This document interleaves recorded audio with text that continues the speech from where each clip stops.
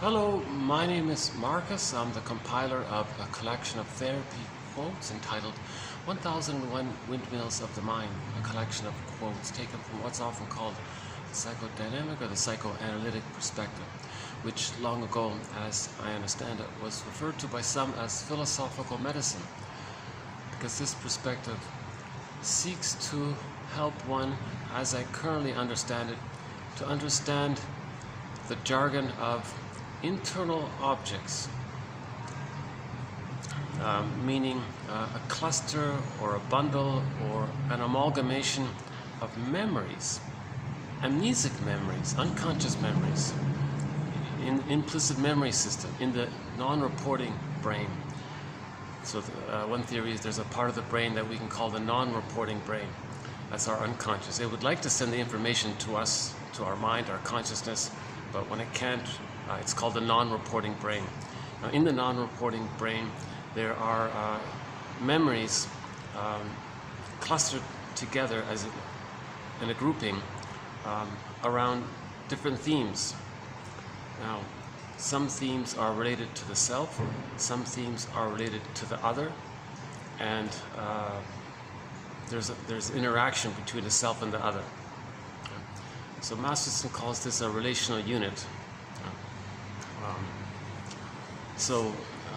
In other words, there's a memory. All the times when the mother was promising and to meet the baby's needs, there'd be a cluster of memories around that interaction of him being excited and feeling that he was going to get his needs met. And the emotion, of course, is this hope and so on. So there's an internal object, which is a part representation of the other. The mother becomes the other, of an alluring or promising object. That's one internal object. Linked to a part self-representation, an internal object, that's the allured self, something like that. Now, things are fragmented with trauma. So again, the psychoanalytic project is understanding how do we heal from trauma. When there's trauma, we deeply keep these memories. That's like a defense to deal with the trauma. We got to record it so we can manage it, and know it, kind of thing, even though it's a part of us, so to speak. That's one relational unit. Now, Fairbairn, so he's a little bit famous for sort of starting psychoanalysis on a 2.0. An updated version of it. Back in 1944, he wrote some famous paper called something about describing the endopsychic structure.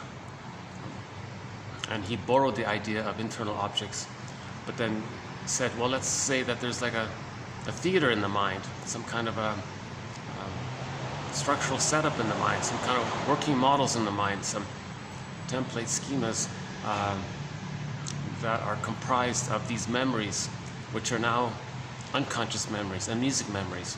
Now these amnesic memories, some people just call them fantasies, spelled with a PH.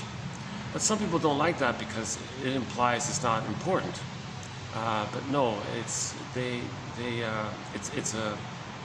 emotional memory, these fantasies. So the general term is an object, internal object. So starting from 44, I guess, or whatever, never mind the dates, there's a thing called object relations theory, the study of the internalization of interpersonal relationships. The baby has an interpersonal relationship with his mother, just the two of them, the baby and the mother. Actually, it's just the breast mother in the beginning. The first object, again, that jargon, the word object, it just means something that's emotionally important to you. So the first object for the baby is the breast, sometimes the breast mother. Now in the womb, some people say the first object is the cord and the placenta. But let's just stick with the post-birth for now.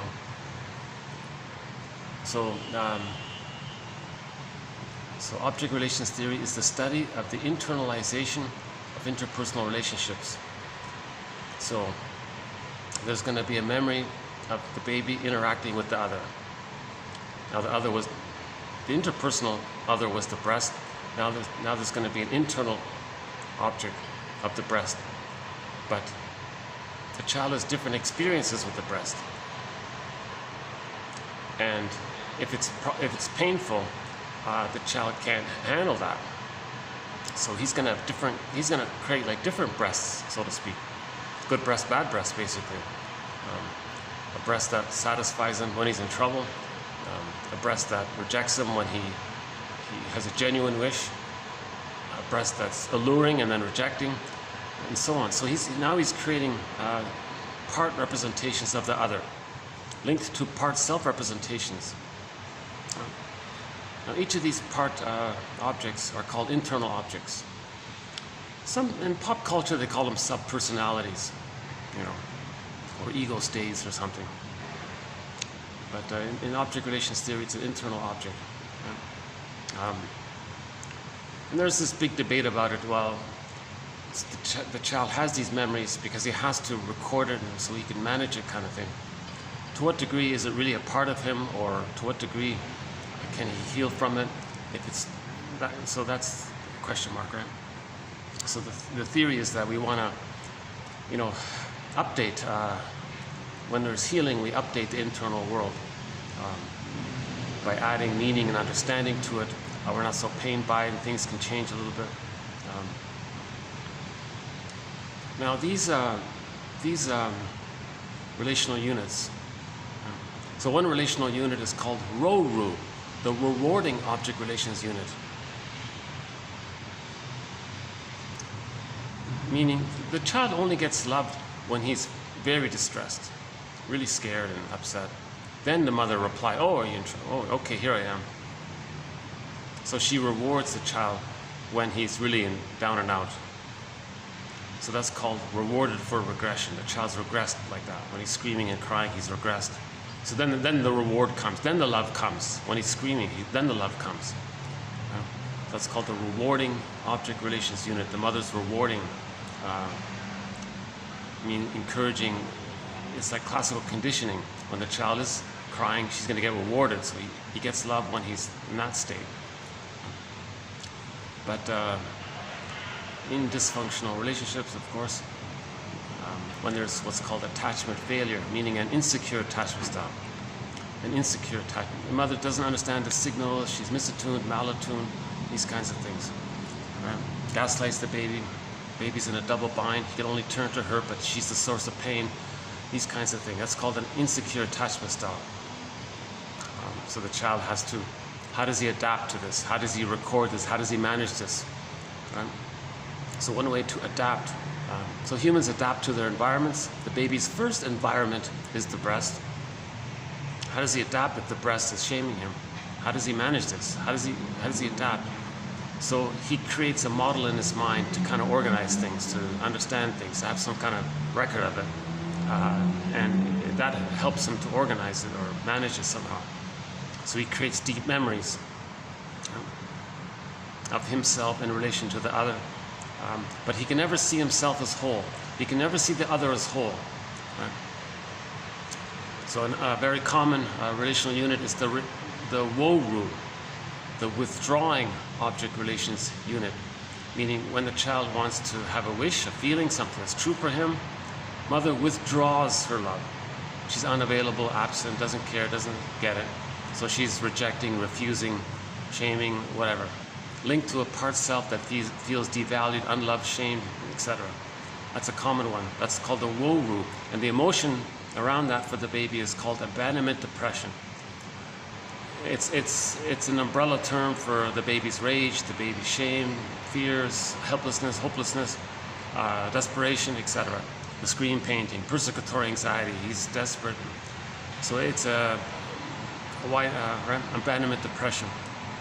So the WORU is there. Now Fairbairn says often the enticing, when the mother's promising, then she's going to be rejected.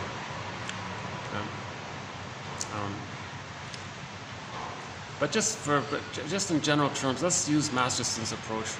Let's just stick with the RORU and the WORU.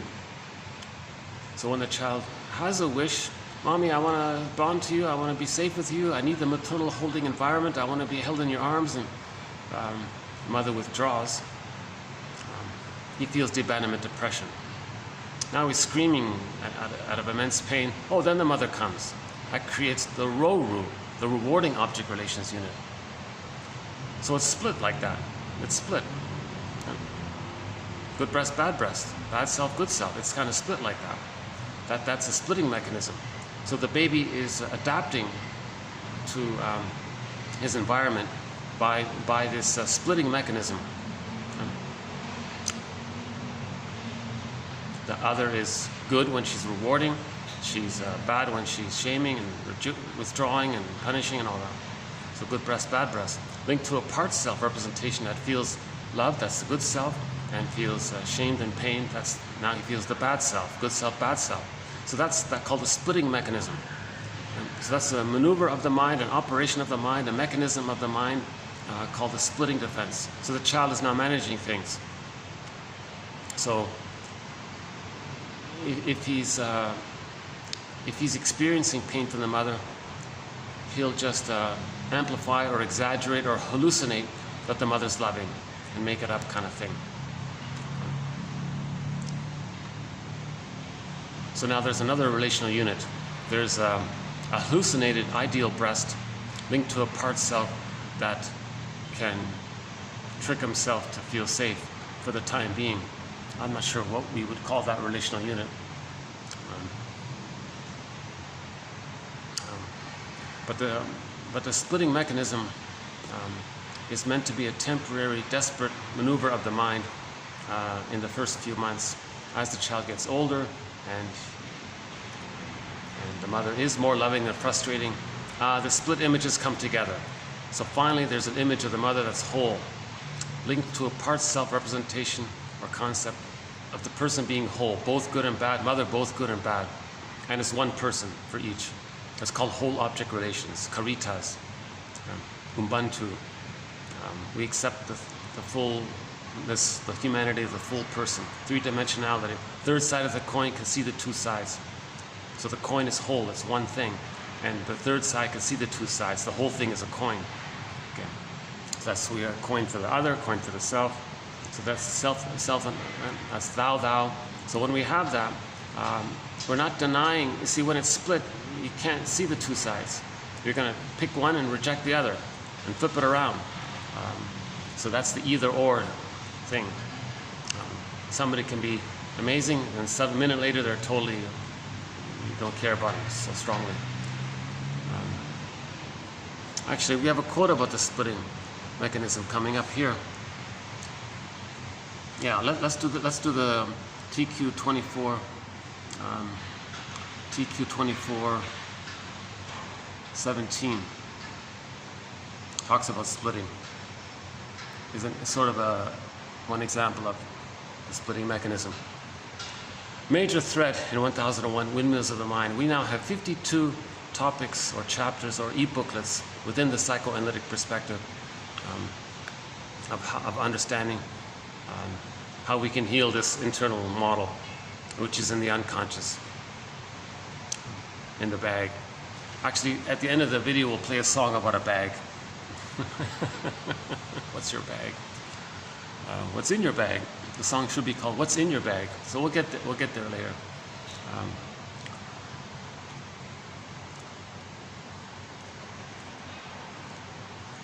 So the basic idea about splitting is, if the mother's shaming, the child sees the mother as a devouring monster that wants to eat him.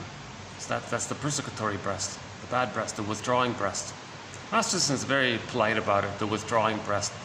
It's more like the persecutory breast, but he just uses he's trying to be, I'm not sure fully why he just chose such a sort of a mild term. She's much more damaging. It's not that she just withdraws her love. I see. So maybe if the mother's emotionally unavailable, it doesn't mean she's purposely shaming the child or persecuting the child, although the child feels persecuted by it. Maybe that's what it means. Okay, so if the baby has a need for safety, mother, I need your warmth and love, and I need connection, I need to bond with you, attach to you, I came out of the womb too early. I'm helpless. I can't walk. I can't speak. I'm not ready to be on my own yet. I got to bond to you. I need you. And the mother said, yeah, whatever. So here you go. Here's the bottle and the schedule. And we'll let someone else hold you for a while. And leave me alone. Whatever she's doing, it can be bluntly rejecting, or it can be little subtle things. A lot of the shaming by the mother can be very subtle, but the child still feels immense pain by it because of his sensitivity and helplessness, and she's so important, and he's totally dependent on her. So at any time the mother is misattuned to the baby's signals, he's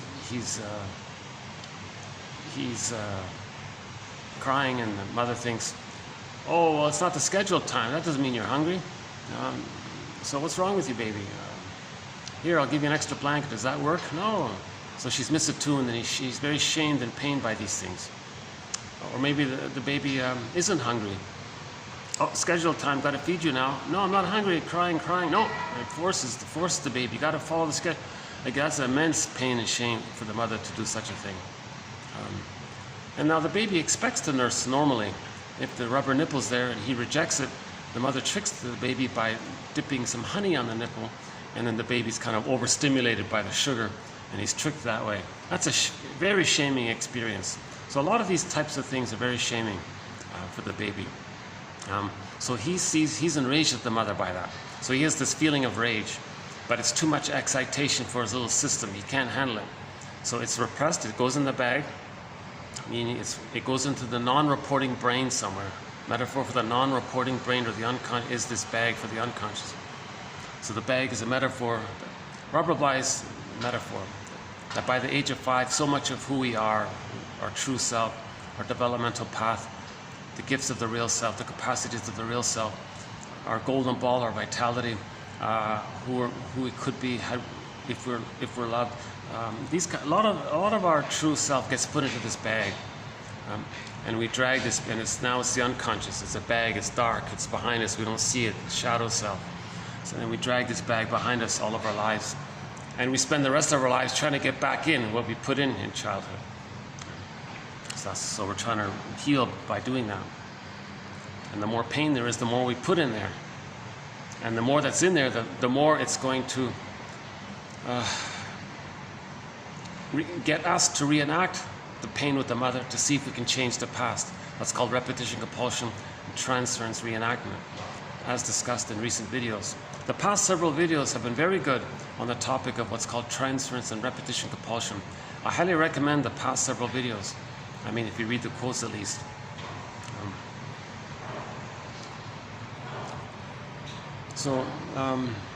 The baby's enraged at the mother. His rage gets put into the bag. His feelings, he can't even feel the rage, so then it's unconscious, then he doesn't feel it.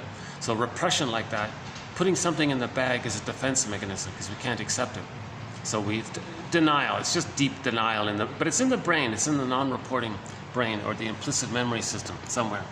But that's the mechanism, to not get the baby to feel too much cortisol and adrenaline, and oh my God, he couldn't do it, right? So it's sort of a coping mechanism. Defense mechanisms are sometimes called coping mechanisms. So the baby's ability to feel anger and rage at the mother goes put into the bag. Now when something's in the bag,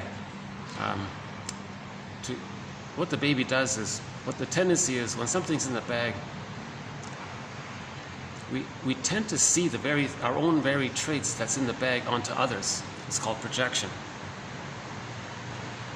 Now, why does it do that? Because the whole organism, the whole system is trying to heal. So it's going to get us to attribute, to say or believe or think or assign something about ourselves onto others, and that's creating a mirror to see that it's within. Projection is the means of bringing repressed material to consciousness. In yesterday's video, transference is the means of knowing the past. When we transfer or reenact the past in the present and try to replay an interaction that we had with our mothers, in the present with someone else, casting them in the role of someone from the past, you're reenacting it. That's like a mirror to see that there's trauma. that what's repressed, this memory of the trauma. When there's trauma, there's repetition compulsion. We reenact it to see if we can get a better outcome for the past. It can't be done, but we keep doing it. The person does it because the person's in pain. The pain is the driver of it. But there is time. Nobody in the present can be the breast mother.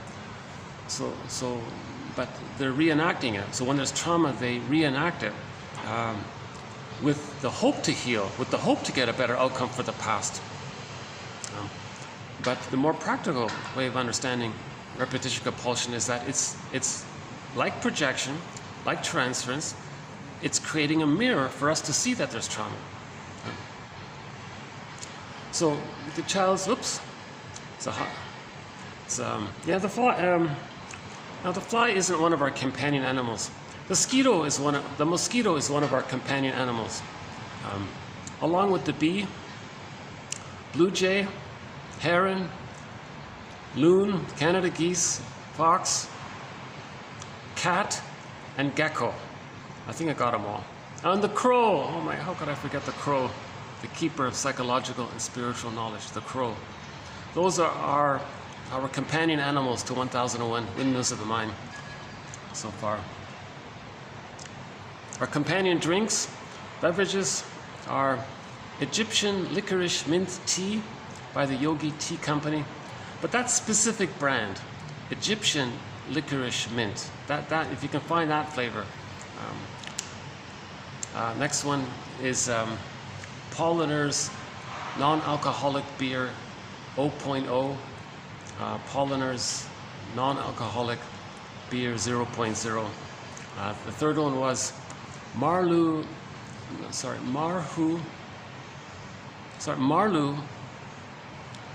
Oh, I forgot it again. I think it's Marhu. Yeah, M-A-R-H-U, possibly M-A-R-L-U. Marhu Love, apricot wine. Great, hard to find.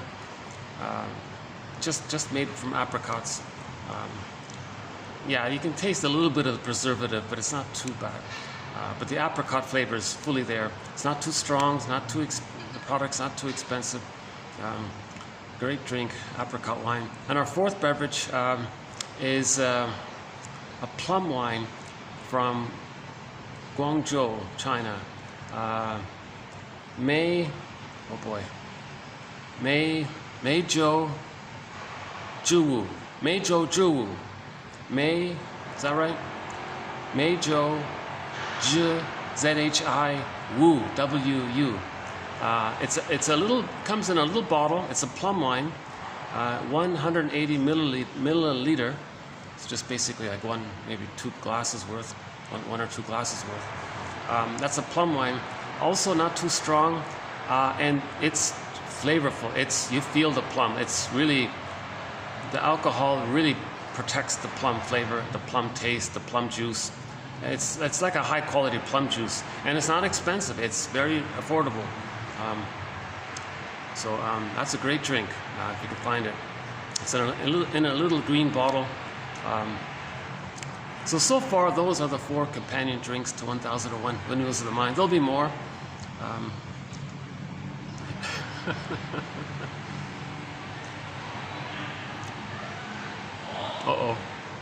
I'm in a public place, so people are going to pass by. Maybe I'll just take this little distraction here, and I'll come back to where I was. Hold on a sec.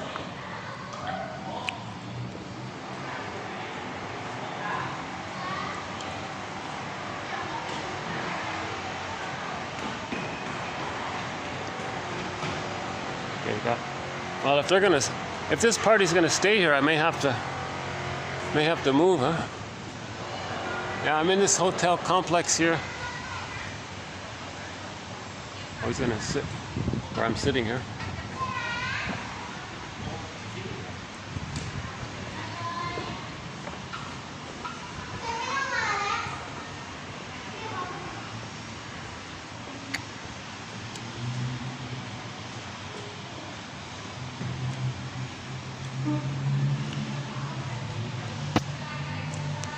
Small group of people just nearby me, their kids. If they stay, I'll move inside. I was really hoping to stay outside here today, but let's see. a sec.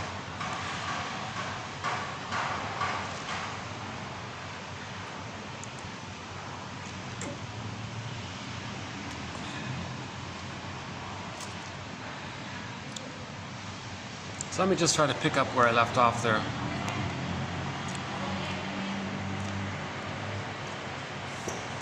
So when something's put into the bag, into the non-reporting brain, so the baby has to put his rage in the bag.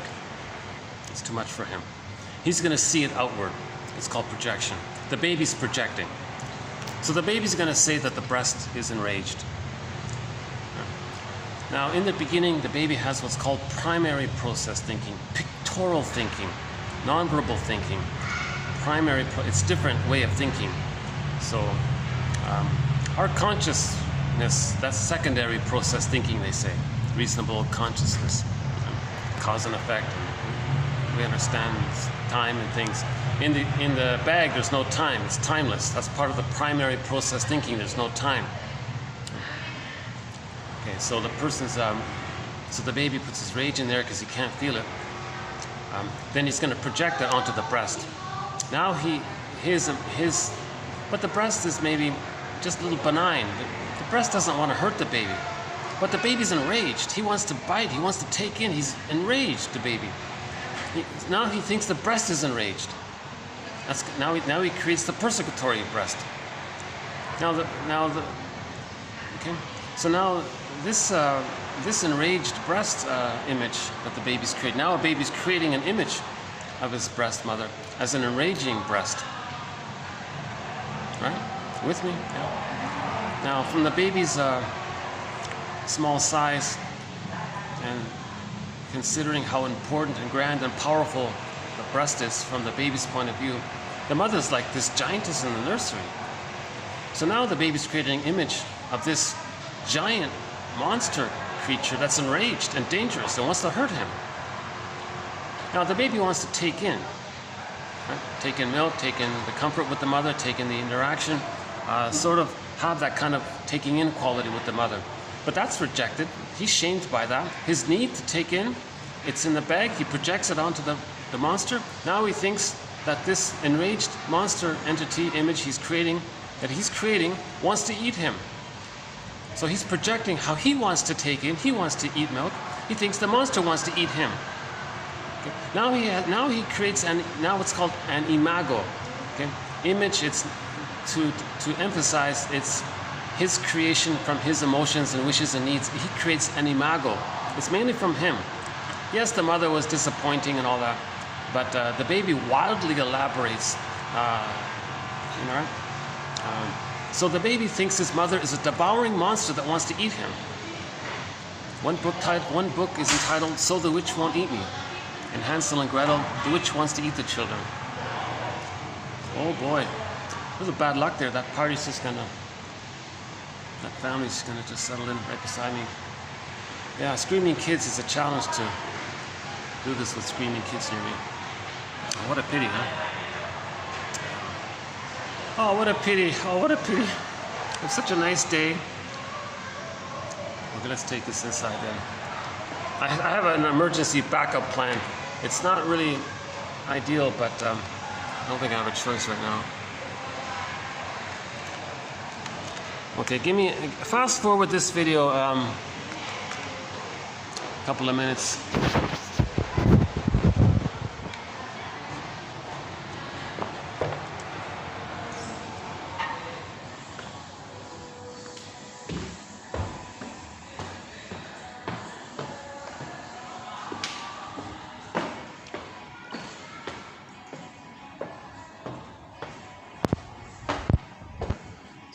Table set up.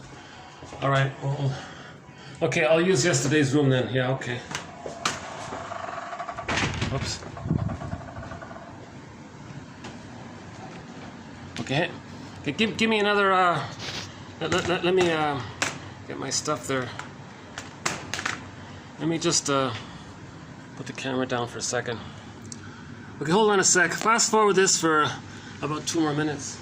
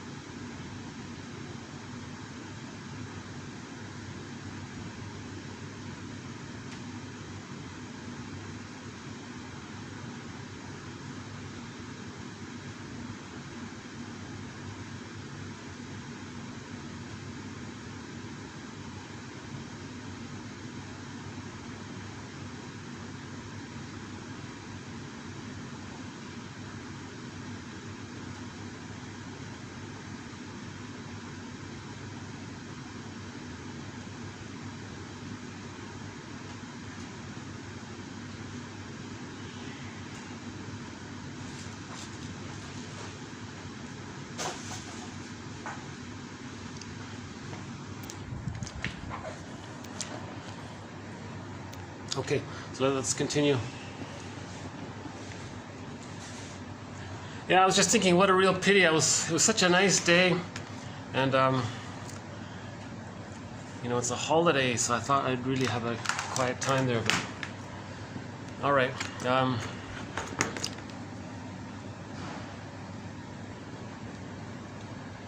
Actually, what are they leaving? Hold on a sec. If they're gonna leave, hold on. Oh, wait a minute. No, they're still there. Still there. No, that's still there. Maybe I'll go back in a few minutes there. And it's a pity because I've got battery issues. My computer only lasts about 2.5 hours now. So the baby creates an imago of his mother as a devouring monster that wants to eat him. Okay, so that's an internal object now, this persecutory object. Masterson calls it the withdrawing. Okay, come on, she's much more than withdrawing. So the general term is rejecting object. So let's just use that. So there's the rejecting object. So now the concept of the mother is rejecting. The mother is rejecting, but he can't. He can't feed safely if he thinks his mother wants to eat him. So he hallucinates basically of an ideal breast. That's called the splitting mechanism, where he makes up a wonderful breast, heavenly, supremely, divinely, all there for you, like what the good mother should be, right? He's going to exaggerate it as well. All right, so now he creates a goddess breast. Some kind of, right? I'm still here.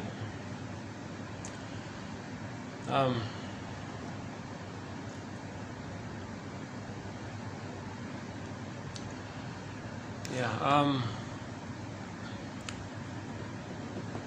I'm in a very crowded, busy city, but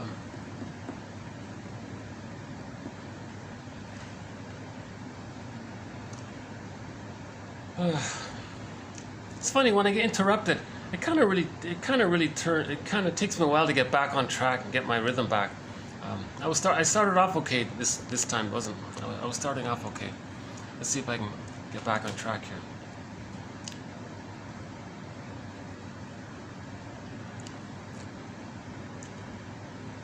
So we want to look at what's going on in the bag. Put it that way. What's in your bag? So the song we're going to play, yeah, what's your bag? Well, let's change it. What's in your bag? Because if there's too much in the bag, that means there's too much trauma. When there's trauma, we don't want to feel the pain of that trauma. And it's time. Remember, it's timeless. So now we don't feel the pain. It's unconscious pain, unconscious guilt, unconscious shame. We don't feel it, but it's there. The body bears the burden. It's affecting our nerves and our muscles, and it affects our organs, and it affects our body. The body bears the burden. Right? So Sarno makes a big point about this. All of this babyhood rage, it goes into your back, and you get back pain. He says back pain is basically your babyhood rage. You're enraged, but you forgot it. It just goes into the back or the shoulders or tense muscles and those kinds of things. How's the lighting? Oh, that's a little better, right? Let's do it this way. Yeah, okay. So that's one of our threads, the psychosomatic issue, how the body bears the burden. Physical symptoms conceal the problem, but you see the symptom or know about the symptom, so it's revealing the problem. So symptoms reveal and conceal. So it's a painful compromise. So one way of describing all this is that there are schemas in there, in the bag, where the child creates these beliefs. So he believed that he can't have his feelings and needs.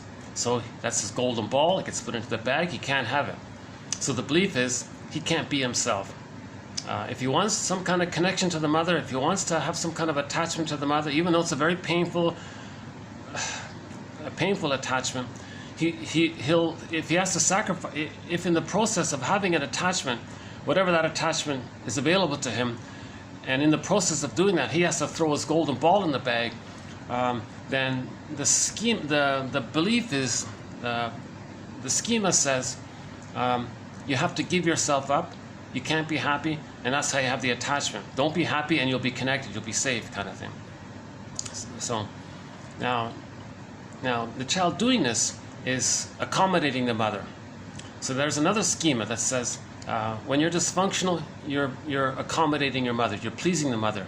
Okay, another script says when you're being dysfunctional, you're being loyal to her, because you have to be loyal to her because you need her love to know yourself.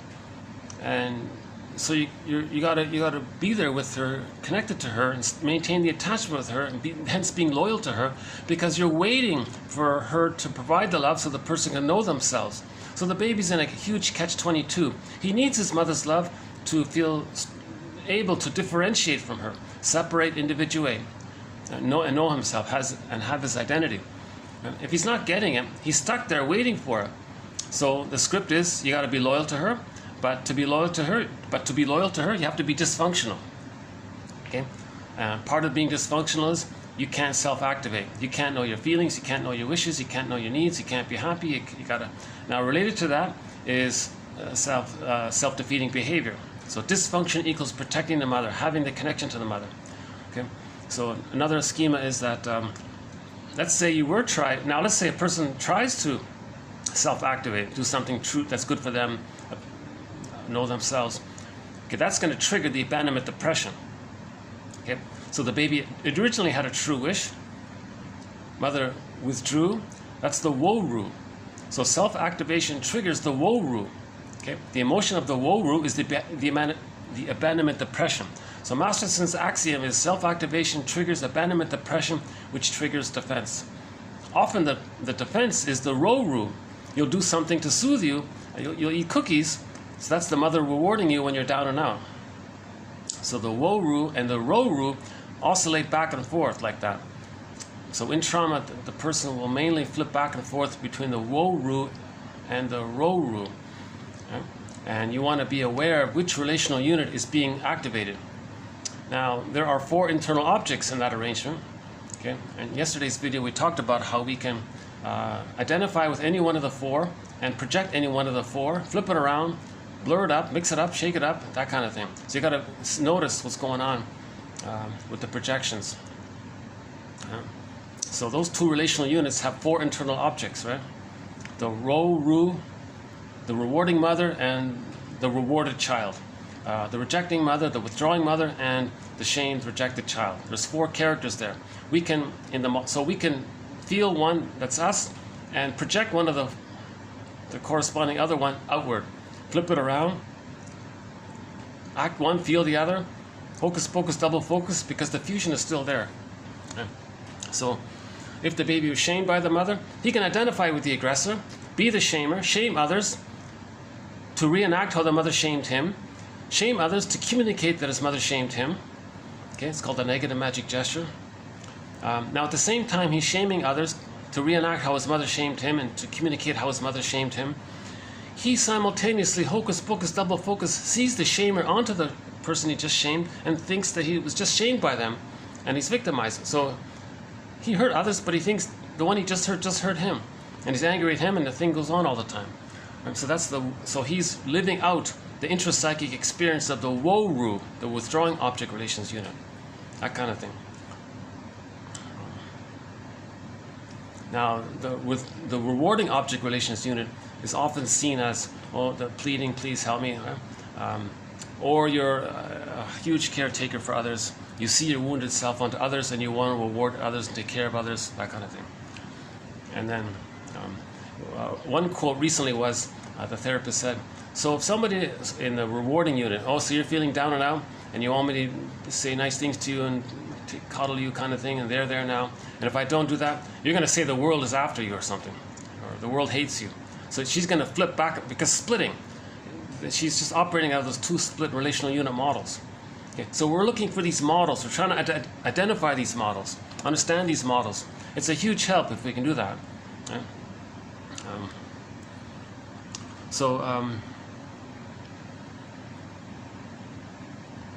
So related to all this is that because this is trauma and the pain is there and it's timeless, our feelings are in there.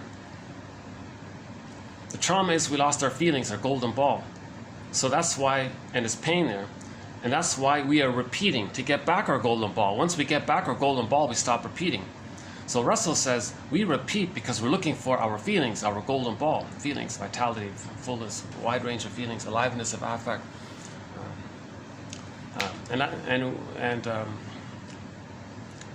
Because we don't have our feelings, that's why we are repeating to get back our golden ball. It's painful to not have our feelings. It's painful to feel like the woolly mammoth who's frozen in that block of ice and who's been in that state apparently for the past 30,000 years, feeling so stuck like that. So we feel very stuck like that. At midlife, this is described as the person saying something's missing in life, that they feel like they're living the provisional life, the unlived life. Like they're living, where's my life? I feel like a kind of going through the motions kind of thing. Life's not supposed to be some kind of dress rehearsal. When does life begin? That kind of feeling. Because he feels like that woolly mammoth. Right?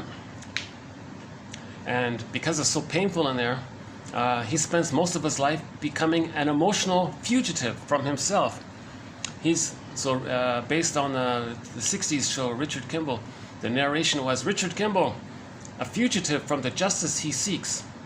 Okay, that's a spin-off to talk about the baby, or we may borrow that, let's say, to talk about how the baby is an emotional refugee from the love he seeks.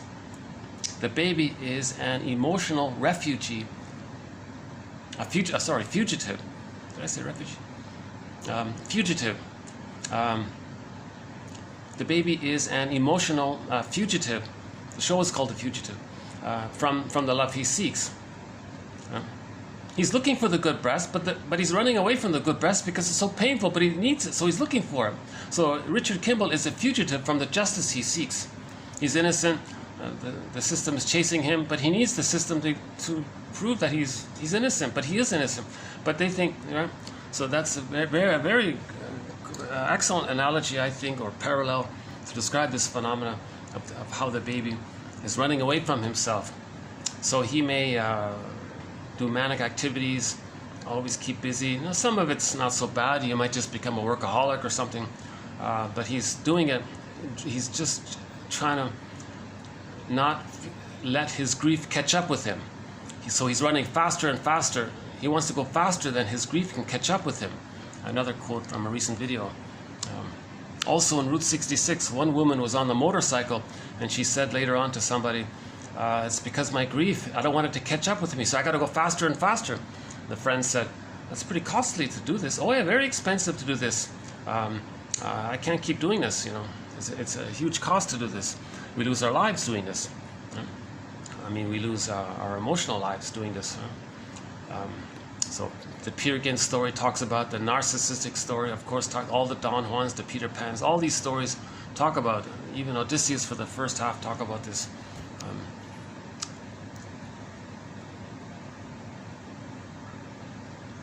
So, because our golden ball, our feelings, so in the Disney movie Inside Out, the characters' joy and sadness, whooped, we're sucked down into the repression, into this other world. Again, we live in two worlds, right? So in the Disney movie, you saw the two worlds. Right? So when the feelings got lost and got repressed, at the console there, for the person, it's just the amygdala, fighting fear and anger mainly. So the person's just on survival mechanism, hyper-vigilant, hyper-reactive, quick to anger, these kinds of things, right? They're just in hyper alert. So they're mainly operating out of the amygdala. They're missing the joyful feelings. They're missing the needed ability to feel sad if there's a loss, to repair and to feel regret and to make corrections and, you know, make reparation. They're missing a wide range and all the nuances around joy and sadness. They're missing that whole wide range of affect. That's our psychological self. That's our identity. That's our psychological. That's the feeling of the I's in there. When joy and sadness goes into the unconscious in that Disney movie, Inside Out, the I goes down in there as well. So the person feels like something's missing. Right? So I feel, therefore I am. So in the White Bear King Valamon, that's symbolized by the white bear and the golden reef. So the young princess saw the bear and the golden reef and was drawn to it. Okay, that means she wants to find her embodiment. That's the bear.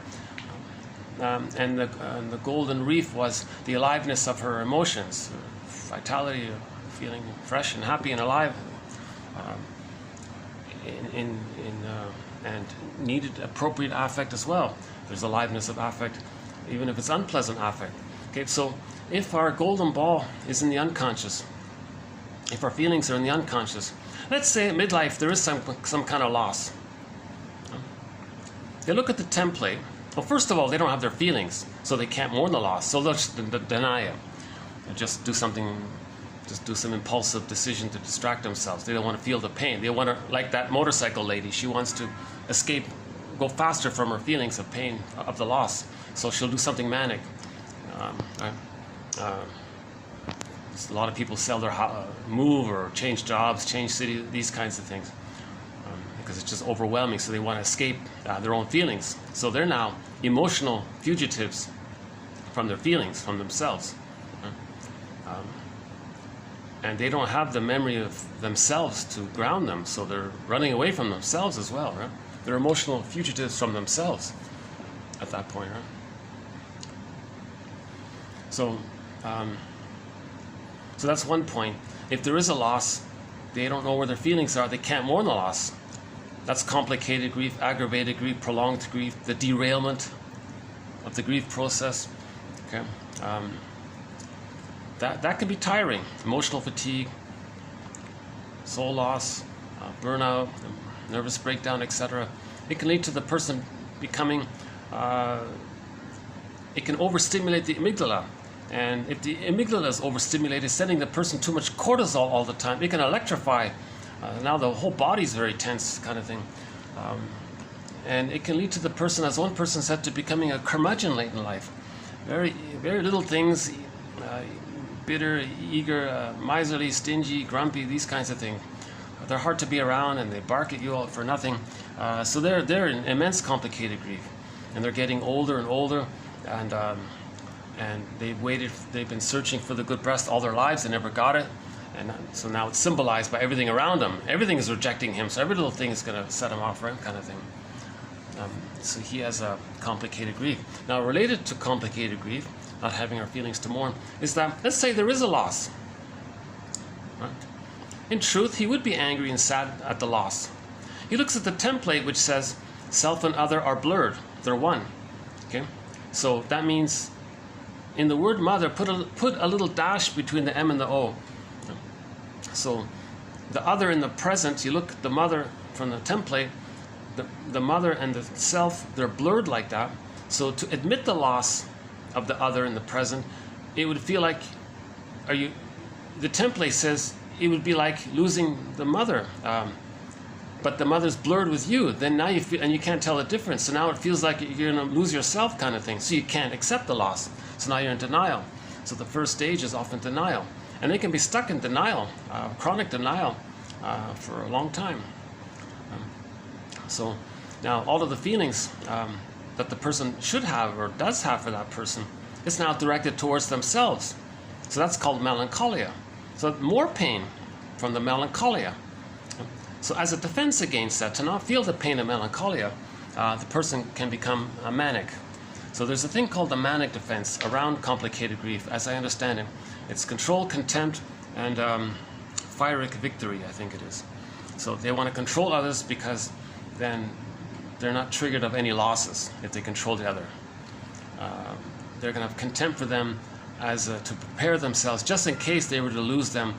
Well, it didn't matter, sour grapes, they weren't important, so they don't really feel like it's a loss.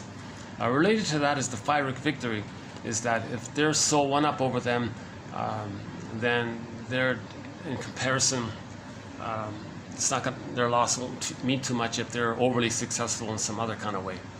Pyrrhic victory. So all of these are psychologically motivated to run away from complicated grief. So complicated grief is what we're talking about. A major thread. So the splitting mechanism is a major thread. Transference and repetition compulsion, a major thread. Complicated grief, a major thread. So, and of course, object relations theory is sort of a major thread.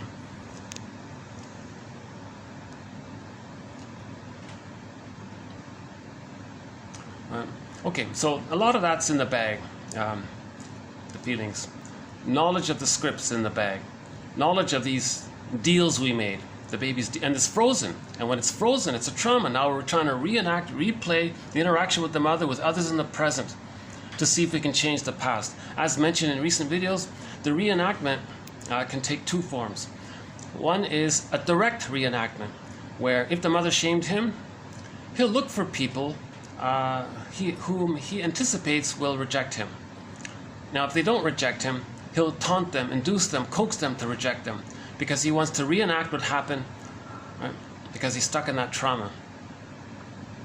Now, him doing this is a mirror to know that his mother rejected him. Now, the other version it takes, a more painful, desperate version of it, a more difficult version of it, is where the baby identifies with the aggressor. Now, he's going to be the shamer. He'll find innocent, non-threatening substitute others, see his innocence onto them, and then he'll shame them to reenact that the mother shamed him. So that's also called a negative magic gesture, where you shame others to reenact that the mother shamed you. Bergler says more specifically, the person's shaming others to communicate that the mother shamed him as a kind of sideways attempt to show up the mother, to express his anger at the mother. At the same time, Morton Keeson says he's protecting the mother because he's not directing his anger directly at the mother. The mother doesn't care if the person's anger towards her puts it onto someone else. She doesn't care. I mean, we're talking about the memory now of the mother. It's not going to care. So he's still protecting the mother. So dysfunction is you're protecting the mother. Dysfunction is you're loyal to the mother. And that's why there's this thing called negative therapeutic reaction. If you want to do something that's good for yourself and you're still too loyal to the mother, she'll sabotage it. You'll be too afraid to leave the mother because you still need her. That kind of stuff. That's what therapy is about, to finally separate from this imago. Part of doing it is, we talked about it yesterday with the forgiveness and the Gross Kopp's work and so on in the recent videos. So yeah, so reenact another. 2219 is a good place to start with repetition compulsion. I would say the past 4 or 5 videos have been mainly on this topic of transference and repetition compulsion. I found it illuminating, this idea myself too. And yesterday we had a quote from Levy. I looked back at his book, so I'll add one more quote from him. A couple of quotes from him, but we'll bundle it up as to be TQ 2416. So in this video, we'll be doing therapy quotes number 2416 to 2421. A couple from Levy, 3 from Levy. Yeah, 3 from Levy. One from Bennett, 1 from Connors. Okay, so we've got 3 authors here, 3 solid writers here. So mainly from today, it'll be mainly from Levy. A pretty good book. Stephen T. Levy wrote a book called Principles of Interpretation, and there's some real helpful things in it. I think I've plucked out the best quotes from that book. So I think, so we've presented most of them, so we'll do the other ones here. So this will be 2416. So let's just get started here. Okay, the client's problems are a result of internalizations, of maladaptive interactions with family members that led to the development of less than optimal psychic structures. Endopsychic structure, psychic structure. That's a pretty good analogy. I don't know why people complain about it. It's a close enough approximate way to understand this organization or models or schemas or scripts or templates. It's an arrangement there. So it's like an invisible psychic neural networking structural system in there. So a psychic structure, that's pretty close. Huh? So that's a pretty good summary of object relations theory, actually. The client's problems are the result of internalizations of maladaptive interactions, dysfunctional, painful interactions with family members that led to the development of less than optimal psychic structures. You see? And this painful, less than optimal psychic structure, it's causing the person constant pain. He's stuck there. He's looking for a new structure. He wants to heal that structure. He wants to update that structure. He wants to get a better structure. He wants to get a structure of how it would be in there had the person been loved. And he does that through the understanding, mourning, forgiveness process. But to mourn it all, he's got to understand some of these things. So that's why we have these models and these quotes and these theories and this whole philosophical perspective to to help us to be our own caring witness. The more conscious we are, the more we start to bring up material from the unconscious. So we want to have this dialogue between the unconscious world and the conscious world. That's the idea. And these quotes are like a helping bridge to do so. The truth is that much dysfunction does result from dysfunction in parents that interferes with healthy development. It's kind of obvious, but it's worth stating specifically. The truth is that much dysfunction of a child does result from the dysfunction in parents. The dysfunction in the parents is what interfered with the healthy development of the child. The parents didn't have it to offer. The parents didn't achieve differentiation to love the child and accept the child. The parents themselves weren't held and soothed and loved properly. They weren't seen and mirrored properly. They weren't given any kind of secure base or support for their autonomy and those kinds of things. So the parents had an insecure attachment style. That's a trauma. So the parents had trauma. If the parents had trauma, they're going to reenact, replay, repetition compulsion because of the pain they're feeling, the interaction they had with the shaming mother. So they can do it directly with others in their environment. Okay, so they go. So the mother goes to if she's working, she taunts her boss to reject her. Okay, she comes home, has the child. She becomes the rejecter and rejects the child because her mother rejected her. So she's reenacting it, either by directly or by identifying with the aggressor. Sorry about my imperfect delivery today. I'm sort of catching up on my. I'm still trying to catch up on my sleep, to tell you the truth. But I still persist. This is not a vanity project. I do make little speaking errors here and there, but overall, I think the value is very full. There's a lot of value, fullness of value in this material. Even if all you do is just read the quotes, which is Robert Bly's advice. Read psychology every day for 10 minutes. And in every video, if you click the more link, you'll get about roughly 10 minutes of reading every day. So I've taken his idea to heart as well. So the dysfunction of the parents is that they have arrested development, stunted development, an insecure attachment style. They're stuck, they're frozen. They want to reenact what happened to them with their parents. So if they have a child, they'll reenact it with the child. So they have a child and they want to reenact what happened to them. So to reenact what happened to them, they're going to do to the child what the mother did to them to reenact what happened to them. So they're going to give the child an insecure attachment style to reenact how they got an insecure attachment style. That's one version of intergenerational trauma, this.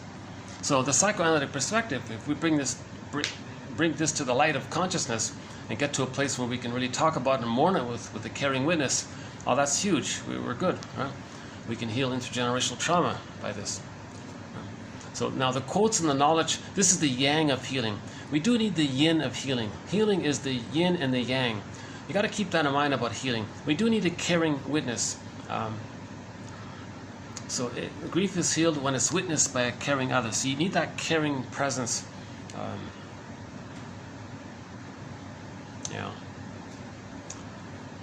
Either a friend who's been through it himself, or if you got the funds and you can find a psychoanalytically trained therapist, you can do it there.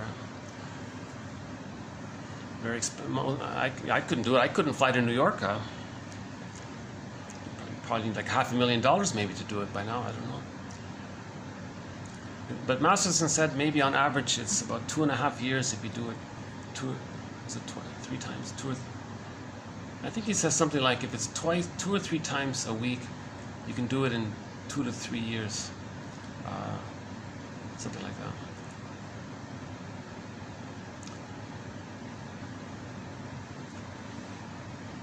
So that's part of the Grosskopf's message. The title of his self-help book is "Heal Your Parents, Heal Yourself." The truth is that much dysfunction does result from the dysfunction in parents, and that it's their dysfunction that interferes, that blocks the normal development for the children. So if you forgive them, you'll start to heal yourself. That's what we're talking about. So you got to look at the parents' situation. What happened to them? and realize that they're operating out of the survival mechanism, and they don't like feedback or something, and they might mock this kind of stuff, you know, because they're just so caught in their complicated grief and their manic defenses against it. And with early on trauma, they want to preserve their one-up status, their infantile megalomania. They want to preserve either-or thinking. They want to externalize their problems onto others, meaning their disowned emotions. So they might be invested to see their child, to see one child happy and see a second child unhappy. That represents the splitting mechanism of them. So they might be externalizing what's going on with them. So they're just in this compulsion to replay, to see what happened to them somehow.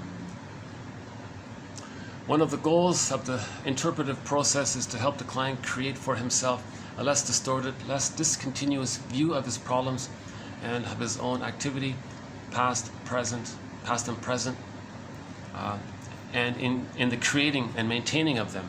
So how he is doing it. He is now the active version. He's the active one who's recreating the past.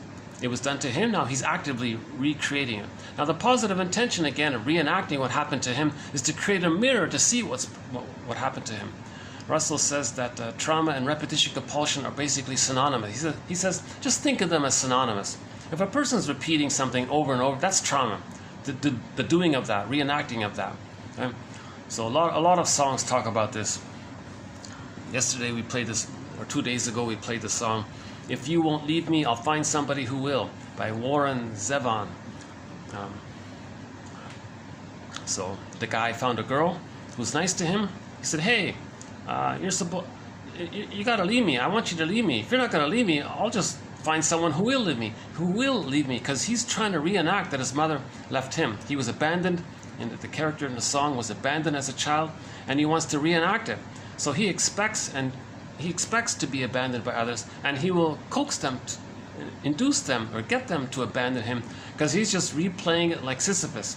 Now he can do this again and again. If he's not conscious of it, he'll just keep doing it again and again. If at some point he says, am I replaying what happened to me? Okay, now we can start to choose differently. Now we can see that the person in the present isn't his mother who rejected him. Now we can be more realistic and make better choices, those kinds of things. So when he reenacts the past and the present, he's distorting the present. He's misperceiving the present. He's misusing the present for the agenda of reenacting the past so that he can reenact the past in the present. He wants to distort the perception of the present to reenact the past, because his compulsion is to reenact the past. In the magical, delusional, semi-delusional thinking, he's going to get a better past, because that puppet master in there,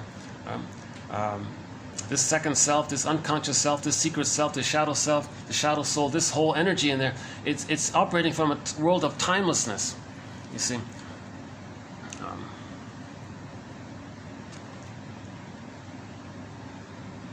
Now part of this process is strengthening the client's ego. So the therapist, quote, lends his ego means consciousness, right, to their clients by steadily interpreting what is going on, and by not getting caught up in the intensely chaotic transference-countertransference struggles their clients readily stir up. They're very good at trying to recreate it with someone else. If he's trying to if the client is trying, or if the projector is trying to reenact his past, let's say with his friend in the present, he'll be very subtle in an attempt to do it, and his friend will feel this pull to play a certain role, or to think a certain thing, or act in a certain way. Usually it's this chaotic kind of back and forth thing. It's painful. He's recreating to see the inner relationship that he had, the inner dynamic with the mother that he had.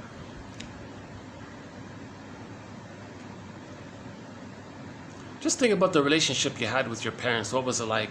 And just see how you're trying to recreate that somehow.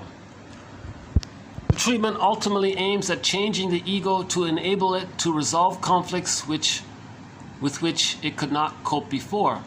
a kind of gradual learning through practice by exposing the ego step by step to conflicts as they emerge in the course of treatment. So that's called transference interpretation. Each time, like my disclaimer again, I'm not a shrink, I'm the compiler of the quotes. I don't want to sound misleading here. You can tell by my anxiety that I'm not a shrinker.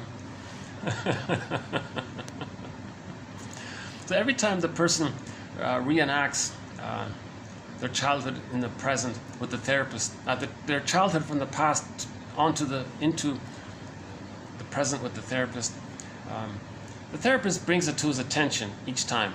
That's building his ego bit by bit, step by step. So we're trying to build the ego. Like those cranes are trying to build the buildings. Do we have some cranes here? Yeah, like that crane over there. So we're trying to, like that crane over there, we're trying to build our ego, just like that crane is helping to build that building.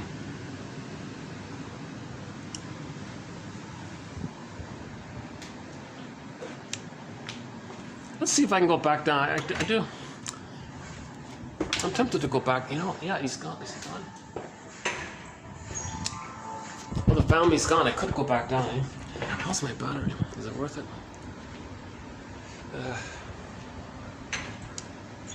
You know, my battery's almost gone already. Look at that. It's only been an hour and my battery's almost gone.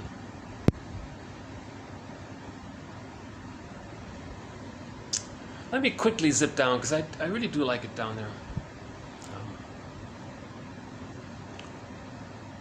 Interpretation is the process by which the therapist expands the client's knowledge about himself, yielding insight that allows for more optimal adaptation, healthy adaptation. That was an unhealthy adaptation to create that, to use splitting, projective identification, coaxing others, reenacting the past and the present, negative magic gesture, identification with the aggressor, reaction formation, hocus pocus, double focus, infantile megalomania, chasing the grandiose, phantom glory that you were a little god as a baby. A lot of these things are maladaptive, it's dysfunctional, it's going to become a self-fulfilling prophecy because nobody in the present is going to like being cast in a role from your childhood drama. It's going to drive them away. Then you just reinforce that traumatic script that you have but all of this dysfunction is a mirror to know that the person is reenacting the past and how they're doing it because they're still loyal, because they're still waiting for the love from mother to know themselves. You see? Yeah. Okay, two more. Yeah, let's see if I can go back down. Okay, I'll leave my stuff here. I think it's safe, so I can do this in one trip here.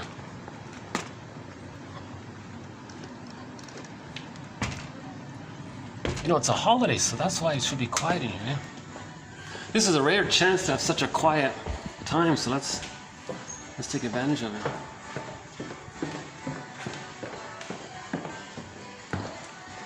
This is really a highlight for me to be able to just sit in this nice spot and do these videos. Jeez.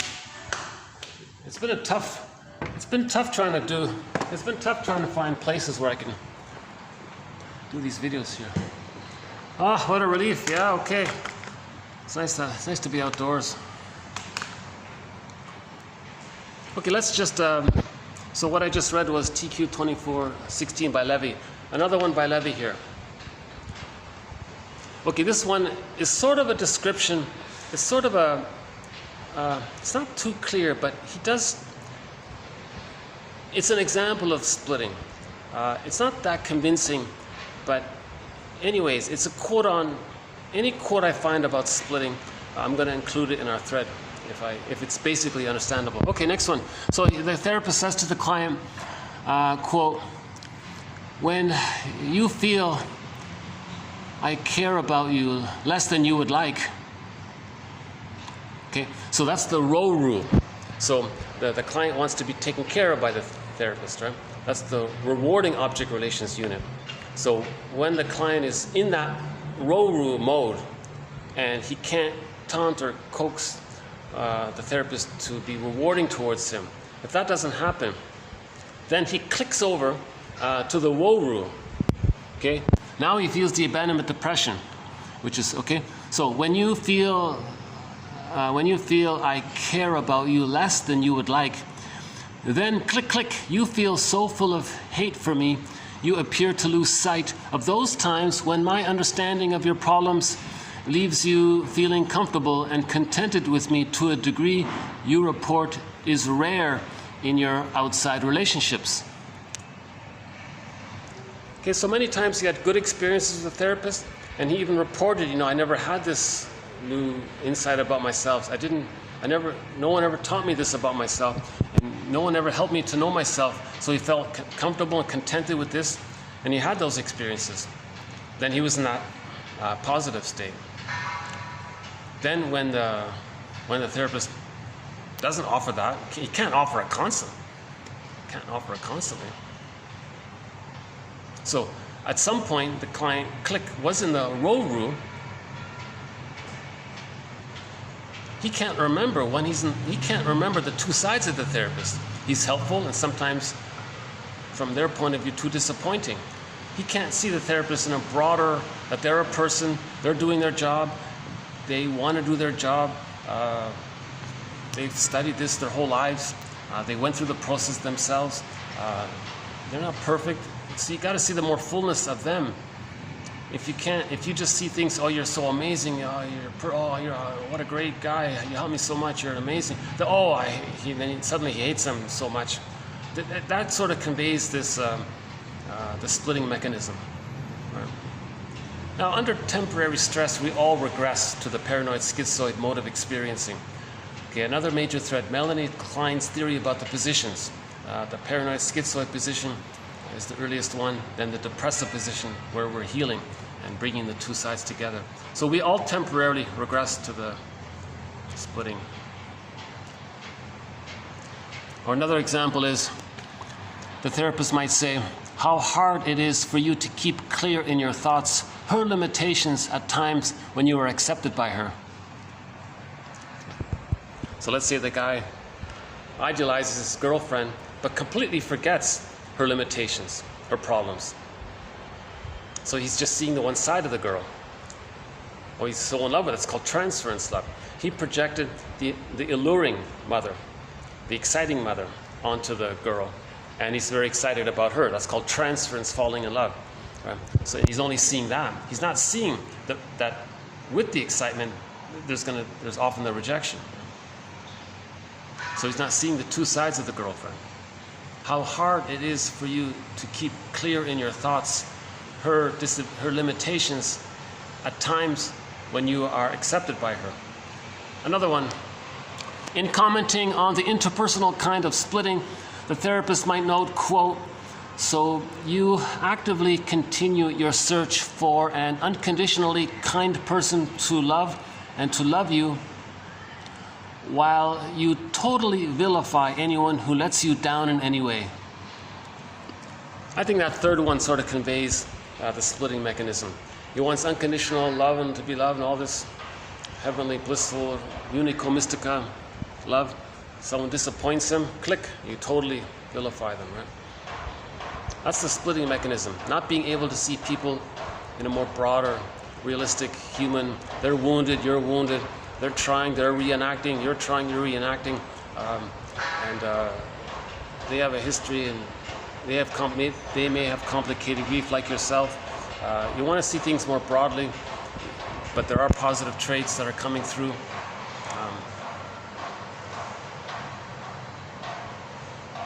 Now, if they're both dysfunctional, the only way that relationship's going to work is if they become conscious of what they're doing. If they both become conscious how they're reenacting the past and the present, like the title of that play, I love you, you're perfect, now change. Because they want the person in the present to change, thinking they can get a better past. And the other one's doing the same thing. So they're both reenacting their traumas with the partner in the present. So these marriages often become like sour milk, or they rust out. They get tired by doing that. But at the same time, what they could be doing, because of the close intimacy of marriage, they can replay the developmental process. Okay? So the baby was one with the mother. Okay? In the marriage, the couple, the honeymoon phase, they're one. The baby had the blissful oceanic oneness, oceanic feeling, the Garden of Eden feeling, the paradise feeling, the unico mystica feeling, this mysterious wow feeling of oneness. Now in the honeymoon phase, they kind of get that, right? wow, you know, we're just two of us, we can do anything. It's a powerful, strong, confident feeling. And now the baby at the age of 4 to 5 months is meant to hatch out of that and start to have more sense of his identity, his uniqueness, his mystery. Right? So if the mother, at that time, the mother offers mirroring. If the mother sees the child can see himself. If the mother hears the child can hear himself. If the mother feels the child can feel himself. That's called the stage of mirroring. So in the marriage, after the honeymoon phase, one of them is going to hatch out. The one who hatches out first is going to expect mirroring from the other one who's still in it. Now, if the two people are conscious of all this, the marriage can be a healing developmental path, right? The next one from, so that's sort of a general quote, not too convincing, but, okay, another one by Levy here. Okay, and this next one is good, 2418 by Levy. The therapist can approach the client's need to fail or suffer or be dysfunctional or self-sabotage his happiness, both because of guilty feelings, unconscious guilt, and because this suffering was part of a tie, a link to his mother, another person. Often the other person required such suffering as a condition for love, admiration, or attention. Right? It's a condition. The child thought it was conditional love. The child thought that the condition for the attachment for the mother was for him to lose his golden ball, and that's his connection to the mother. So he's reenacting that disappointment with the mother, with others in the present, because of that tie. Now the child feels guilty, unconscious pain by this, meaning he thinks he's no good because of this. Okay, again, when the baby's born, magical thinking, paradise in the womb. He thinks all around him is paradise. He might even think, by extension, everything around him is paradise. So the mother's in paradise and his parents are in paradise. He thinks everything is paradise. Now when he's born and the paradise is broken because of the trauma, now he creates everything. Now if he sees everything around him as pain, the parents arguing, he's in pain, he just thinks, oh, I must be flawed then. I'm no good. Magical thing. He thinks he does it all. So he creates it all. Okay, so he thinks he's flawed. He's no good. That's unconscious guilt. You think there's something wrong with him, right? Now, related to this, you pile on top of that, the baby must see the mother as good for the attachment. Now, he sacrifices himself. So in correspondence to needing to see that the mother's good, and to account for why he feels so much pain, he'll just conclude, I'm no good then. If mother has to be seen as good. Oh, got some staff here. Okay. Again, the therapist can approach the client's need to fail or suffer both because of unconscious guilt and because this suffering was part of a tie or attachment to another person. Often, the other person the mother required such suffering as a condition for love, admiration, or attention. Frequently, the mother herself, the parents themselves, were suffering, depressed, and emotional, masochistic people whose important relationships were all characterized by emotional, sadomasochistic interactions.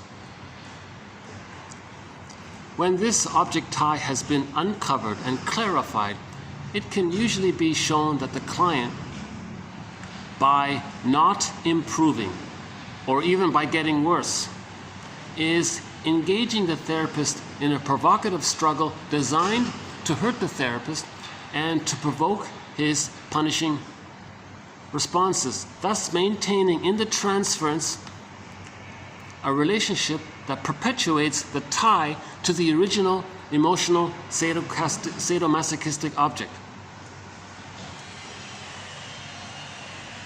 So some people use this difficult, uncomfortable jargon term of emotional sadomasochism. If the mother's shaming and the child is shamed and he accepts it because it gives him the pleasure of the connection, but it's painful, that's the emotional masochistic. Now the mother is doing this, she's shaming the child, so she has emotional sadism. So that's an emotional sadomasochistic relationship. Yeah. Now, if a person is going to be emotionally masochistic to themselves, meaning self-defeating behavior, self-sabotaging his happiness, he has a chance for happiness, he has a chance for a good feeling, he squelches it. If he's doing this to himself, he's reenacting and recreating the emotional sadomasochistic tie to the emotional sadistic mother, and he's becoming himself, he's making himself to be the emotional masochistic self. Or he flips it.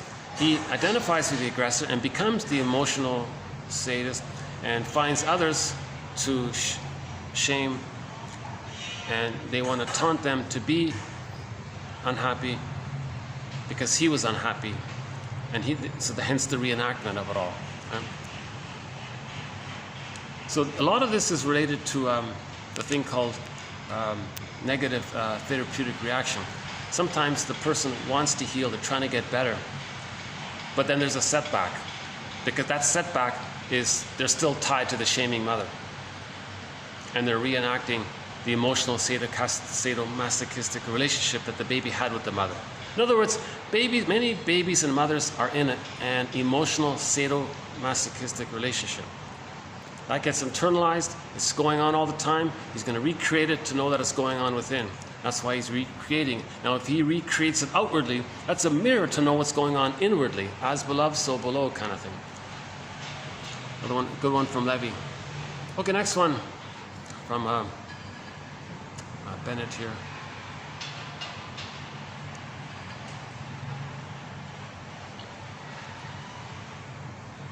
Okay, we'll do one, I think, so here's an example of transference. This is sort of from a self-help book, keep that in mind, transference. Transference, quote, "You probably think this is stupid, but," well, the therapist, he can ask the client who just said that, "I'm wondering if it's possible that someone in your life thought that your ideas were stupid. Is that familiar to you? Do you have a memory of somebody maybe thinking that your ideas were stupid?"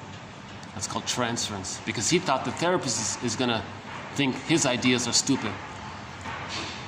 Well, then Bennett says, well, you can reassure your client that you don't think her ideas are stupid and that they probably never were.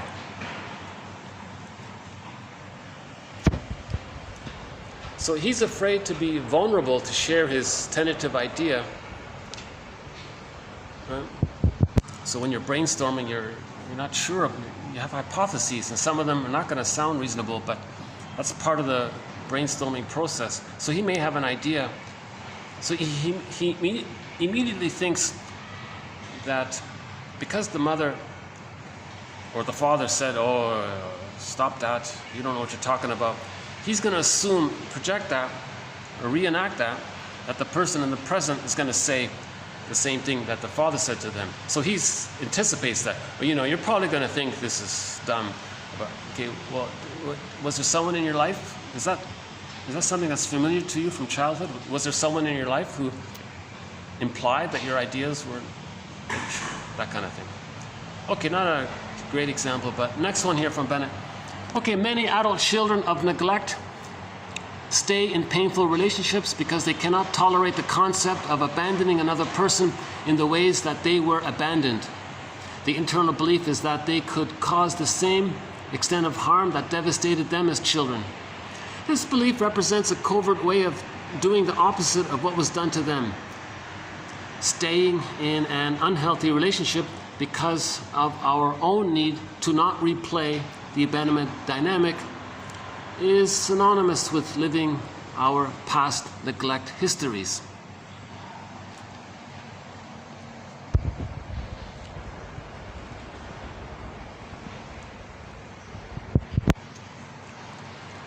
Bergler says something similar to this, a little bit different. Bergler has a thing called positive magic gesture.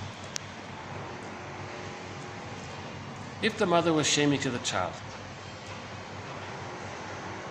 they choose a partner who's going to be shaming towards them, or they coax them to be shaming towards them. Now, them as a child couldn't leave couldn't do anything about the rejecting mother. Now the partner's rejecting them. Now they're going to stay to say to the mother in the mind, look, mother in the mind, I'm reenacting what you did to me. That's reliving the past childhood neglect history. So they're reenacting it. Now the person doesn't want to leave the abusive partner because that triggers that when they were a baby, they couldn't leave the mother. So they're staying that way as well. So that's also an example of how we sort of reenact things. Now this is different from Bergler's theory about positive gesture. Yeah, scratch that. This is an example of reenactment. There's another thing called positive gesture, positive magic gesture, where you do nice things to communicate what you wanted from your mother. Look, mother in the mind, you see I'm doing these nice things. Well, I wanted you to do these nice things for me. So that's called a positive magic gesture. So everyone says love makes the world go round and all that. Well, positive magic gesture is sort of a branch of that love. It's a type of love to do nice things for others. But you're sort of doing it mainly because out of a compulsion to communicate strongly to your mother in the mind what you wanted from her. So you're doing the nice thing. It's loving. It's a loving act. It may not be fully from a state of differentiation. So there's a lot of nuances to this word love. And Robert A. Johnson makes a big point about this. If love is so important for us, why do we only have one word in the English language for this word love? Let's bring back some terms. Let's bring back caritas, ubuntu, agape. That's transference love, the infantile need one, where you fall in love, but you want to recreate the symbiosis. It's a transference love. If you're falling in love because it reminds you of your parent, that's called transference love. It's not really that genuine love because you're distorting the person. You're not really seeing them for who they are. You're just focusing on, you're cherry picking on how something about them reminds you of your parent, and you focus on that, and that's called transference love. Because maybe finally you'll get the symbiosis that you didn't get. Okay, last one here. The client organizes her experience of the therapy relationship in terms of patterns that she carries forward, her schemas. Okay, so similar idea to what we've been talking about. The client organizes her present relationship in terms of patterns that she carries over from childhood. Next one. The client needs the therapist's help, but is unable to accept it. Why? So he may resist any hint of a suggestion from a perceived authority figure because growing up with a dominating father resulted in his feeling his autonomy and freedom was taken away or co-opted if he complied with another's idea.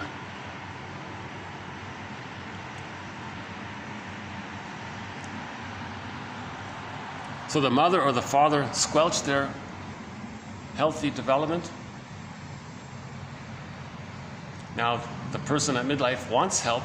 There's the authority person, but they transfer the rejecting parent onto them so they can't accept help from the therapist because it reminds them too much of what the parent did to them.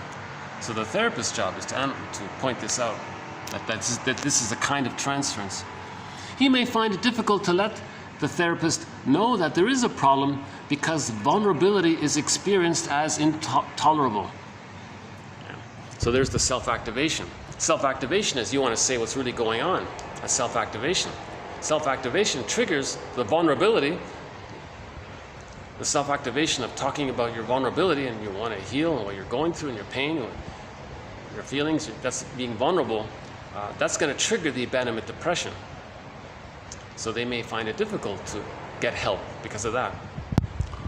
He may have issues of intense competitiveness or feel such shame at not knowing something that the therapist knows that accepting help is reprehended.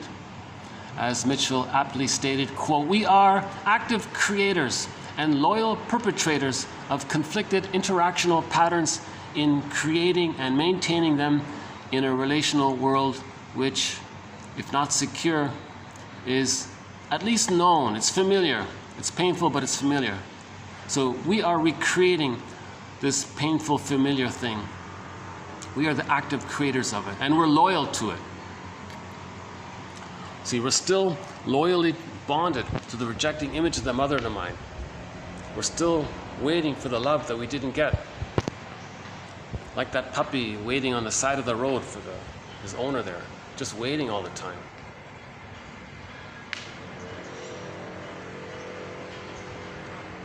Again, the theory is when we become aware of this stuff,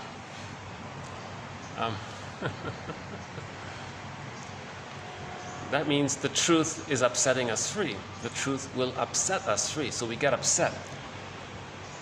Number one, the parents didn't, you're shocked that your parents didn't offer the basic nurturance that every baby should get.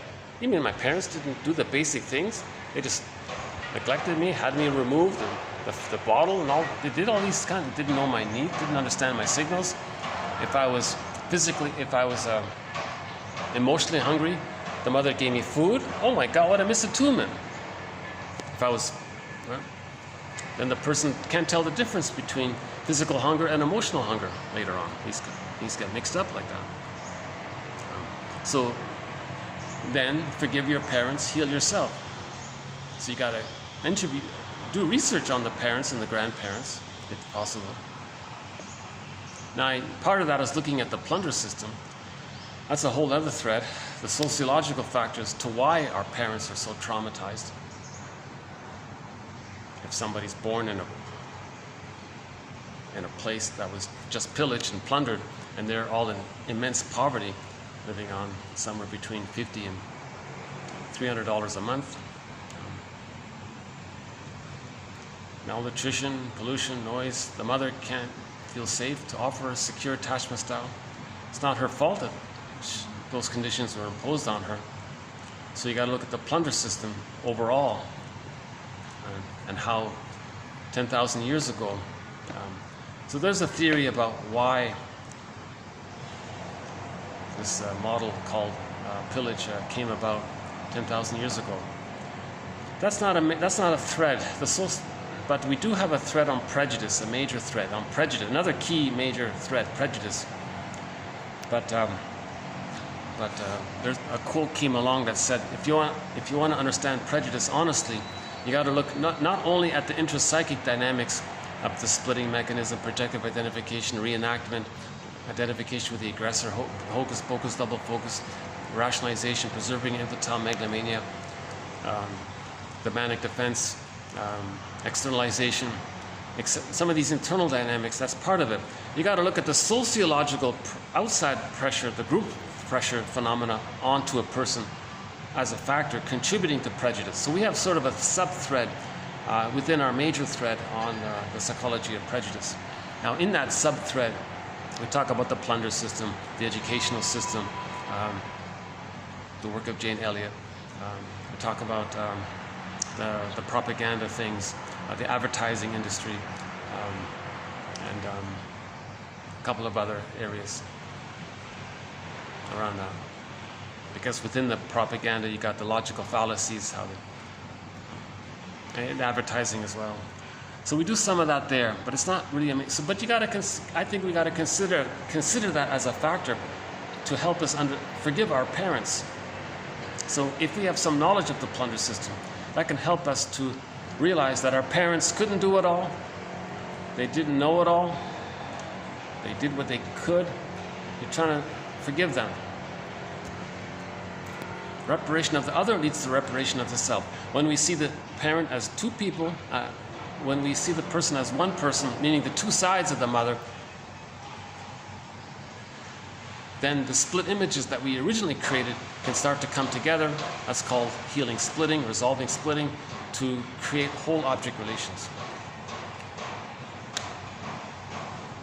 So we want to update this. I agree. I don't like one guy criticized this idea of rearranging the furniture. So in the inner room, in the inner house, inner model, you want to rearrange the furniture. Not really. You want to change the furniture. You want to build new furniture maybe, or tear apart the parts of some old furniture and maybe build some nice new furniture. You got to update or enhance or enrich things, recycle the old furniture. Yeah, you want to recycle that old furniture and create some healthier furniture.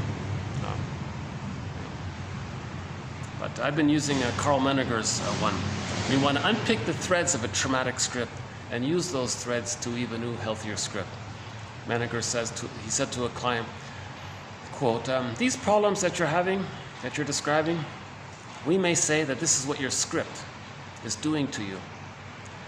Let us, as a team, work together as a team to see what we, as a team, therapy alliance, working together, working relationship, teammates. Let's see what we can do with that script." So that's the idea around that. Okay, next one here. Pathogenic beliefs reflect, or pathological dysfunctional beliefs. Pathogenic beliefs reflect the fact that a child is highly motivated to view parents as wise and powerful because they are so essential to the child's survival. If the child, for instance, attempts to attain a goal, and infers that this behavior threatens his ties to his parents, he will conclude that such behavior is dangerous. And that such behavior, having a need, having a wish, gets put into the unconscious because he can't accept it. It's too dangerous. If the mother's going to shame him for it, gaslight him for it, punish him for it, make him feel the abandonment depression for it, so he's just going to squelch it, put it into the non-reporting brain, into the unconscious. That's a trauma. All of that second self, double self, secret self, that's a metaphor for a bundle of it all. It's going to act like a puppet master to get us to reenact the past, to see if we can update and change the past, that kind of thing. Another reference here to how important it is for the child to view the parents as safe, wise and powerful, safe. That's essential for their survival. Now, if we didn't get that, enter religion. Imagine the good breast in the sky. So religion promotes splitting. Oh yeah, the psychology of splitting is part of the one aspect of the sociological subthread, because religion promotes splitting. So the plunder system needs people to have a prejudiced personality, goddess and demon thinking. That's which splitting causes. Now the splitting, then later on you can evoke it with the us or them mentality, either or mentality.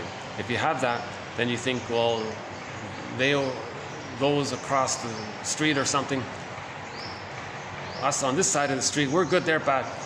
And then by doing that, well, since they're bad, it's okay if we take their stuff and create poverty by that, and they do all the work, and then you steal the stuff that way. So the plunder system needs the prejudiced personality.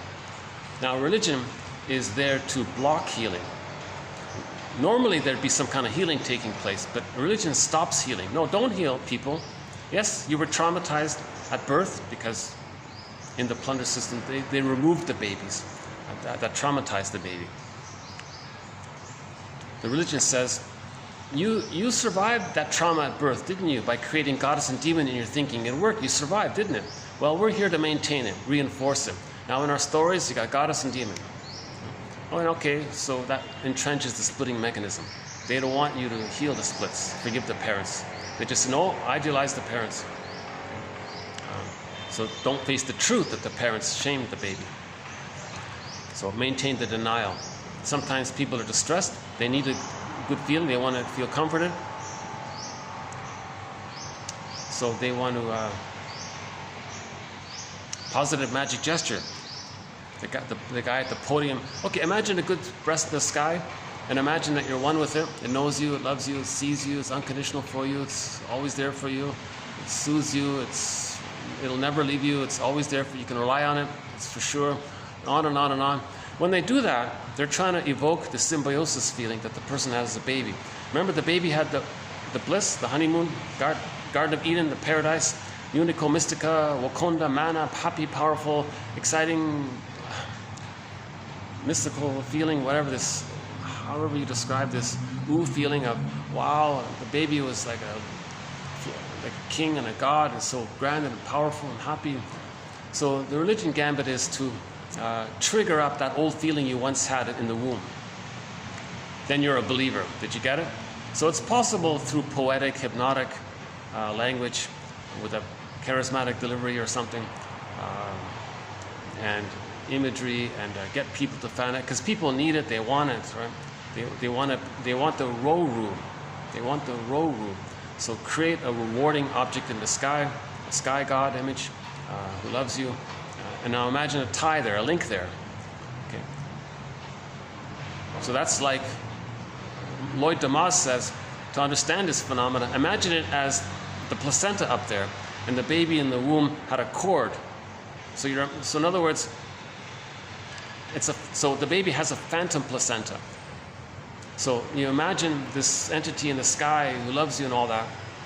That's the placenta, and you have a tie to it. You're recreating the original tie to the placenta, and you're trying to trigger up some of the feelings, the good feelings you had. So that's called a religion. I'm talking about, again, when we talk about the psychology of religion, we're not talking about victims of the plunder system. We're not at all. Not at all. We're trying to understand how religion was used as a tool of the plunder system. See, religion was created as a method to reinforce the prejudiced personality, because the prejudiced personality is needed for the plunder system. The prejudiced personality allows PR people to come up and create stories to say, do you feel stress? Us or them, goddess and demon. Oh yeah, I have that. I do think like that. You're right. You evoke that because the baby created it, and you evoke that. Then you just direct their reenactment needs by saying, well, they're bad, we're good, because the reenactment is the mother was bad. So they're going to shame others, create poverty in others, to communicate that the mother gave them emotional poverty. So they're reenacting the emotionality. And they're going to externalize and see people impoverished, and that helps them to not see the emotional poverty. So they're reenacting the trauma. So the babies are traumatized so that reenactments can take place. Religion says, oh yeah, go along, keep reenacting, smooth talk. So it's just like a washover about it. Give people band-aids and moments of feel-good and fantasies and these kinds of things. It's not meant to heal. Religion is not about healing. There's no healing. It can make you feel better maybe sometimes, but it doesn't structurally heal. Healing, the theory about psychoanalysis, healing is really only when we face the truth. The truth will upset you free. The truth is recognizing that there was trauma.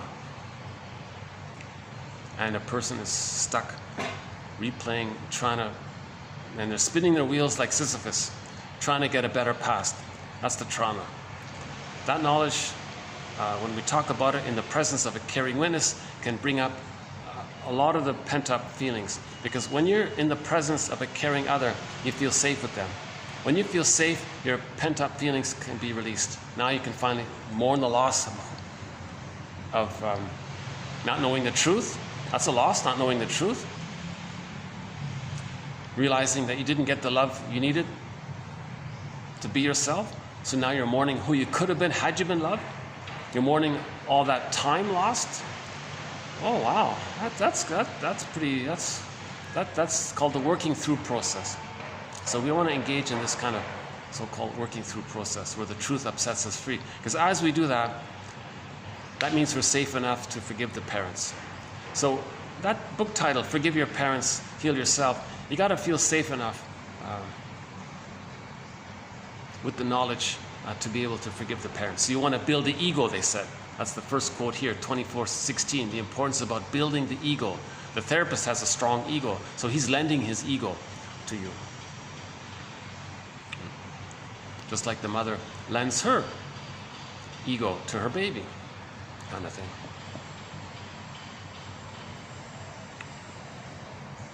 Oh, my battery more or less held up today.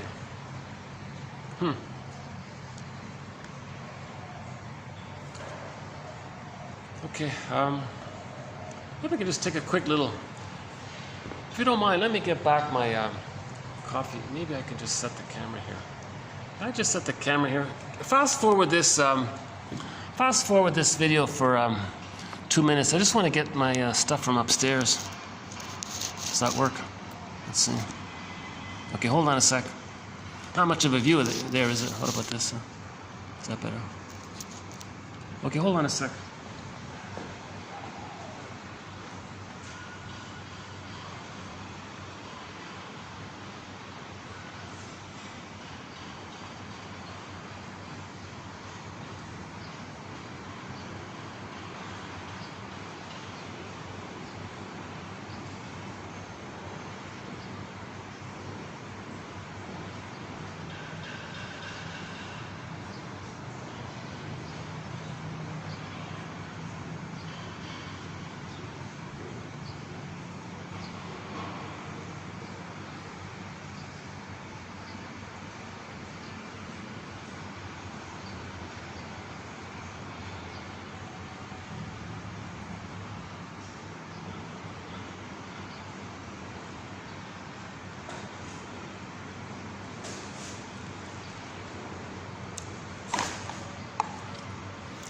Okay, let's see.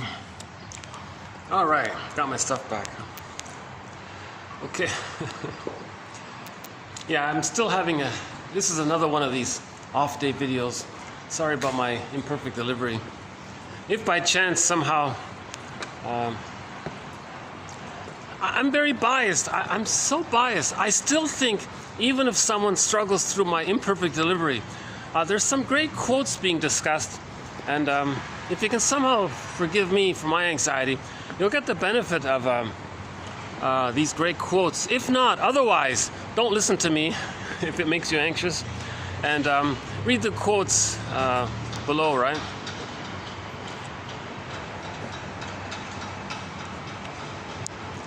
Where can I? Okay, maybe I'll lose.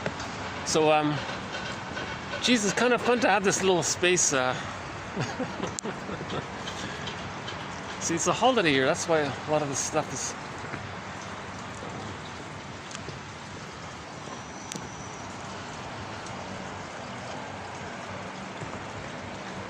So we want to build our ego like that crane is building that building. Right?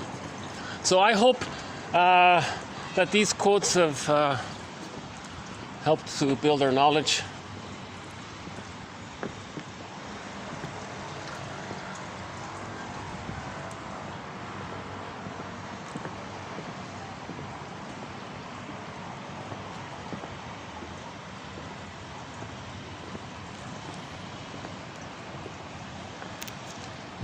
So some pretty good quotes from Stephen T. Levy yesterday and today, plus the previous quotes from earlier videos from Levy. That's been a helpful book. Yeah, overall, generally speaking, yeah, it's one of the better books. It's not like a classic or a great book or anything, but it's every little bit helps, right?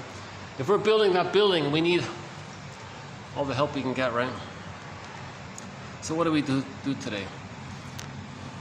The client's problems are the result of internalization of maladaptive, meaning dysfunctional, painful, emotionally sadomasochistic interactions with family members that led to the development of less than optimal psychic structures, or that led to the development of emotional sadomasochistic psychic structures. See, in other words, anyone who's always creating chaos and problems, there's always a lot of drama going on, they somehow manufacture and manipulate, they're reenacting the dynamic with the mother, you see. People who manage to always have some kind of troubles and chaos around them, they're trying to create a mirror for themselves to see what it was like for them to be a baby in their mother's arms, or mother's, or whoever was the first primary caregiver. Yeah.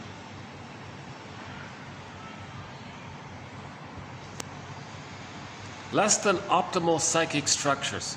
So we're looking for more optimal psychic structures.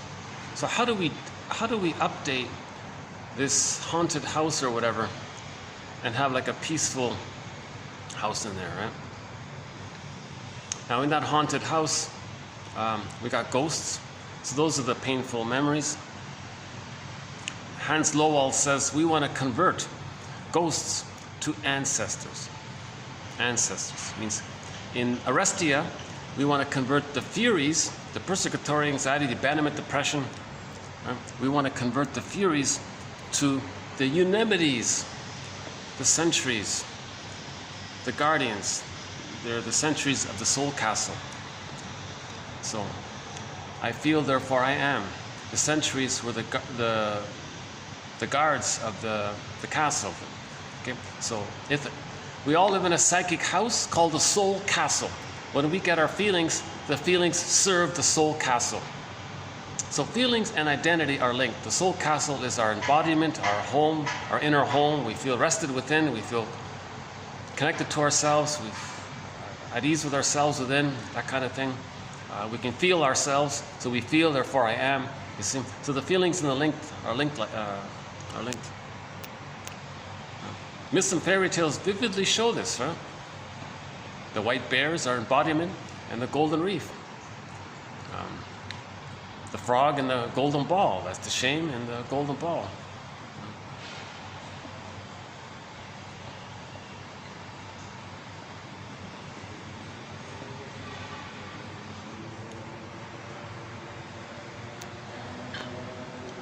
The truth is that much dysfunction does result from dysfunction in parents that interferes with healthy development.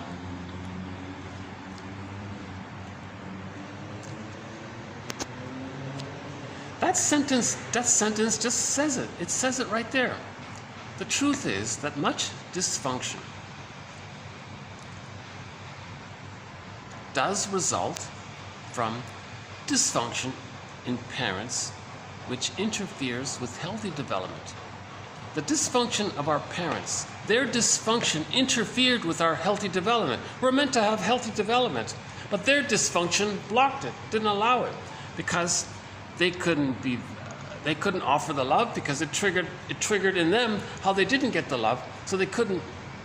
So the idea of love is too anxiety provoking for them, so they squelch it, and then they can't offer it. Sorry, baby, my mother didn't give it to me. I don't know how to give it to you.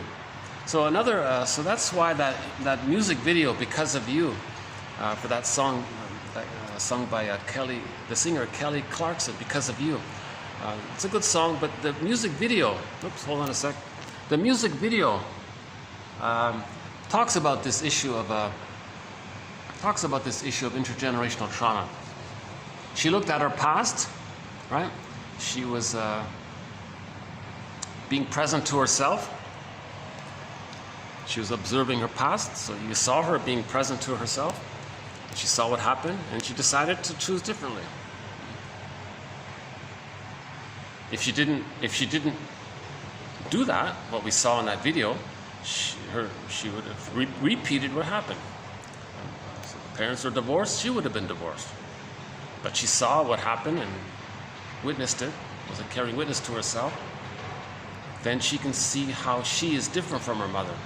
If you see what your mother did, then you can realize that, then you can see what you're doing. So there's a difference. That's what Barry Grosskopf's message was. If you see what they're doing, that allows you to see what you're doing. That helps with the differentiation process. If you don't do that seeing, then you're just doing what they're doing, kind of thing. Reenacting what they reenacted. Intergenerational trauma. So I believe the psychoanalytic perspective is an attempt to help heal intergenerational trauma.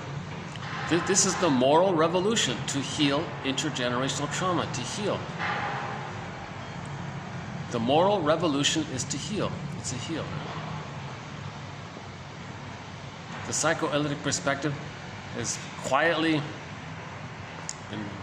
posting these articles and books, filled with jargon, the jargon is an attempt to symbolize, it's an attempt to offer some kind of symbol that can hold our emotions, like a metaphor. The symbol is like a metaphor to express some kind of emotional truth.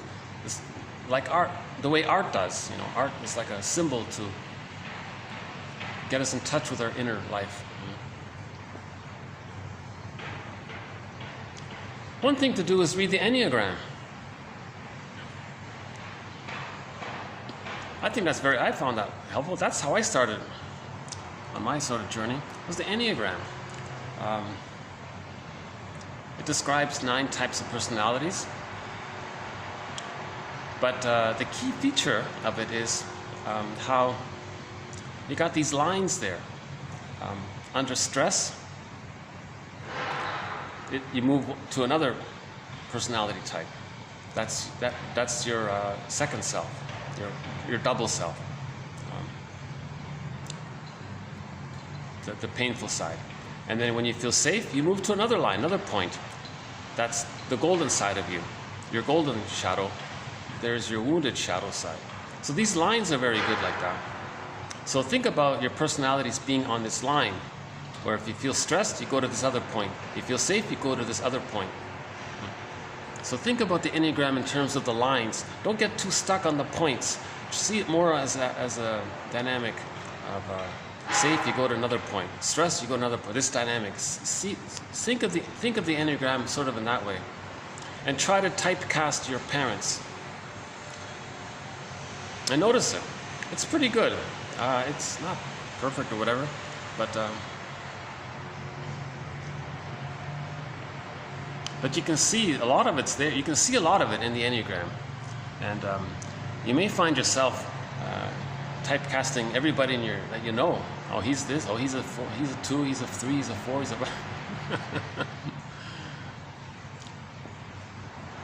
I think it's a must. Yeah, I think it's a must read the Enneagram.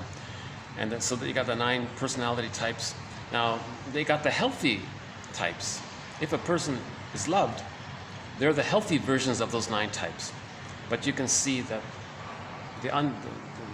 the personality descriptions of trauma.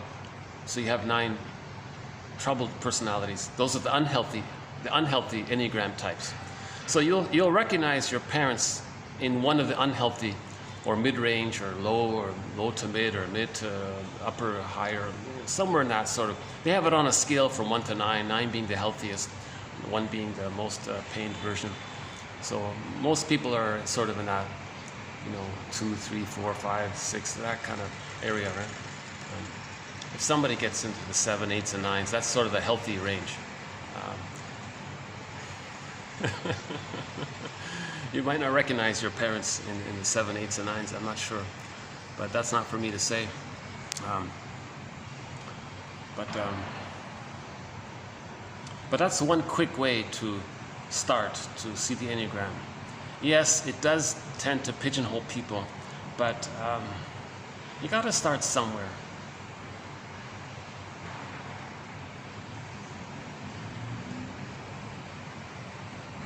It's a grouping of descriptions.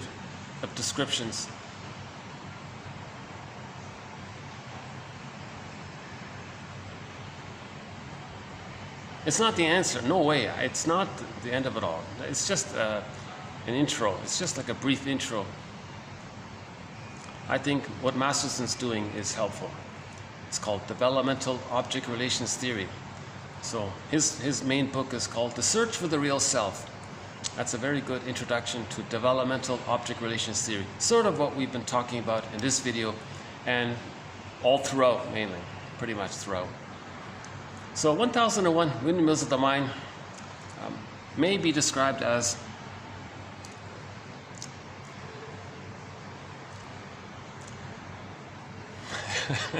the Edmund Burglarian, Karen Hornian, James Mastersonian, Margaret Maulerian, William Fairbairnian, and Melanie Kleinian approach. Those are the main mentors.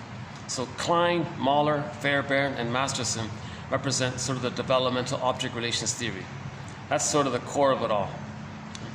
Now, Karen Horney sort of represents the holistic human feelingful side of it all. She keeps things at the heart level, that we're human beings with these issues. We're not these issues. We're humans with these issues. In other words, we're not our scripts. We're not our scripts. We're human beings with these scripts, with these memories. We're human beings with these memories. So she offers that compassionate thrust. She maintains the compassionate empathy side. We're human beings with these painful memories. Edmund Burglar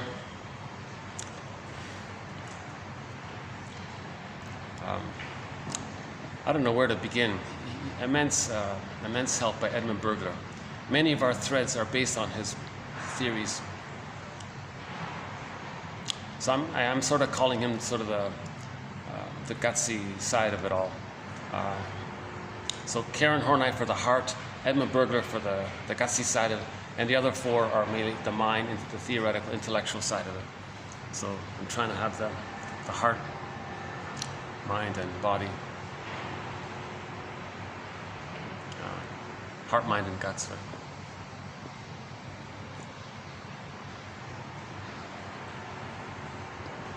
Now we can forgive our parents. It was their dysfunction that interfered with our healthy development. So if you want to blame someone, blame their dysfunction. Don't blame them. You pick up the phone, okay, parent A or parent B, I was blaming you for a long time. I want to blame your dysfunction. I'm going to blame your dysfunction. Because if you didn't have this dysfunction, I don't think you would have did what you did. I think you did what you did because of that dysfunction, because of that script, because of what your script did to you. Now, it would be nice if you could learn about your script, because then you'll tell me more information about yourself, and that'll help me to heal. So that's a thought, a new thought right there, that we don't blame our parents, we blame their dysfunction. So that's, I would say, the key point of this video right here. An original little thought from 1001 Windmills of the Mind. Stop blaming your parents and start blaming their dysfunction.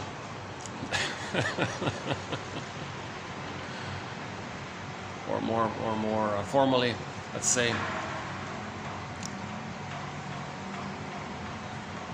your parents' dysfunction interfered with your healthy development. So blame that, don't blame them. How's that? Yeah, something like that.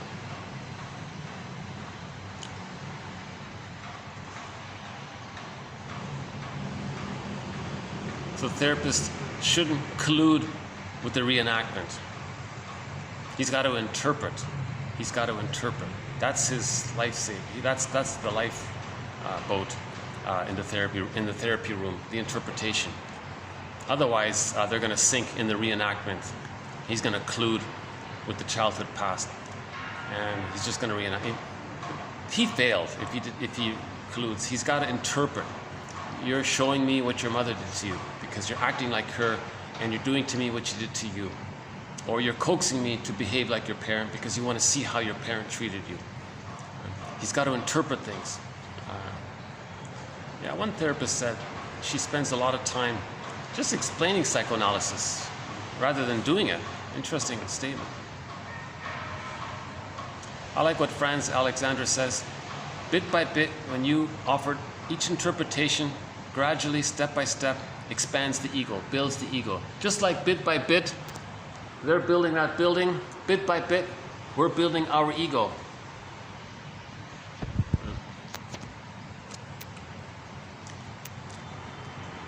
Interpretation is the process by which the therapist expands the client's knowledge about himself. I like that simple sentence. He's expanding your knowledge about yourself. I'd love to have that, wouldn't it? Wouldn't that be great? I'd love to know more about myself. Okay, the next one from Levy was about splitting. And yeah, I like 2418. It really emphasizes this point of the object tie.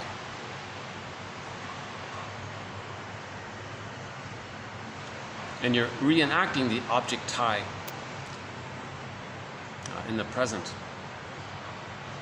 Oh yeah, and if dysfunctional relationships, we may also describe them as emotional sadomasochistic relationships. One is the shamer, one is shamed. Right? The mother got some comfort by shaming her baby, using the baby as a teddy bear for her, feeling comforted by their presence. So she gets pleasure from that. That's the Schadenfreude part, because it's at the baby's expense. The baby's suffering by it, and she gets pleasure from it. That's Schadenfreude, or emotional sadism. Right? Now the child is stuck in the fact that he's got to accept that. Now he's got brainwashed to be an emotional masochist, something like that. Meaning, more broadly speaking, meaning he's going to be afraid of happiness, fear of success, because he's maintaining the tie. He's maintaining that link, because the link is frozen like the woolly mammoth.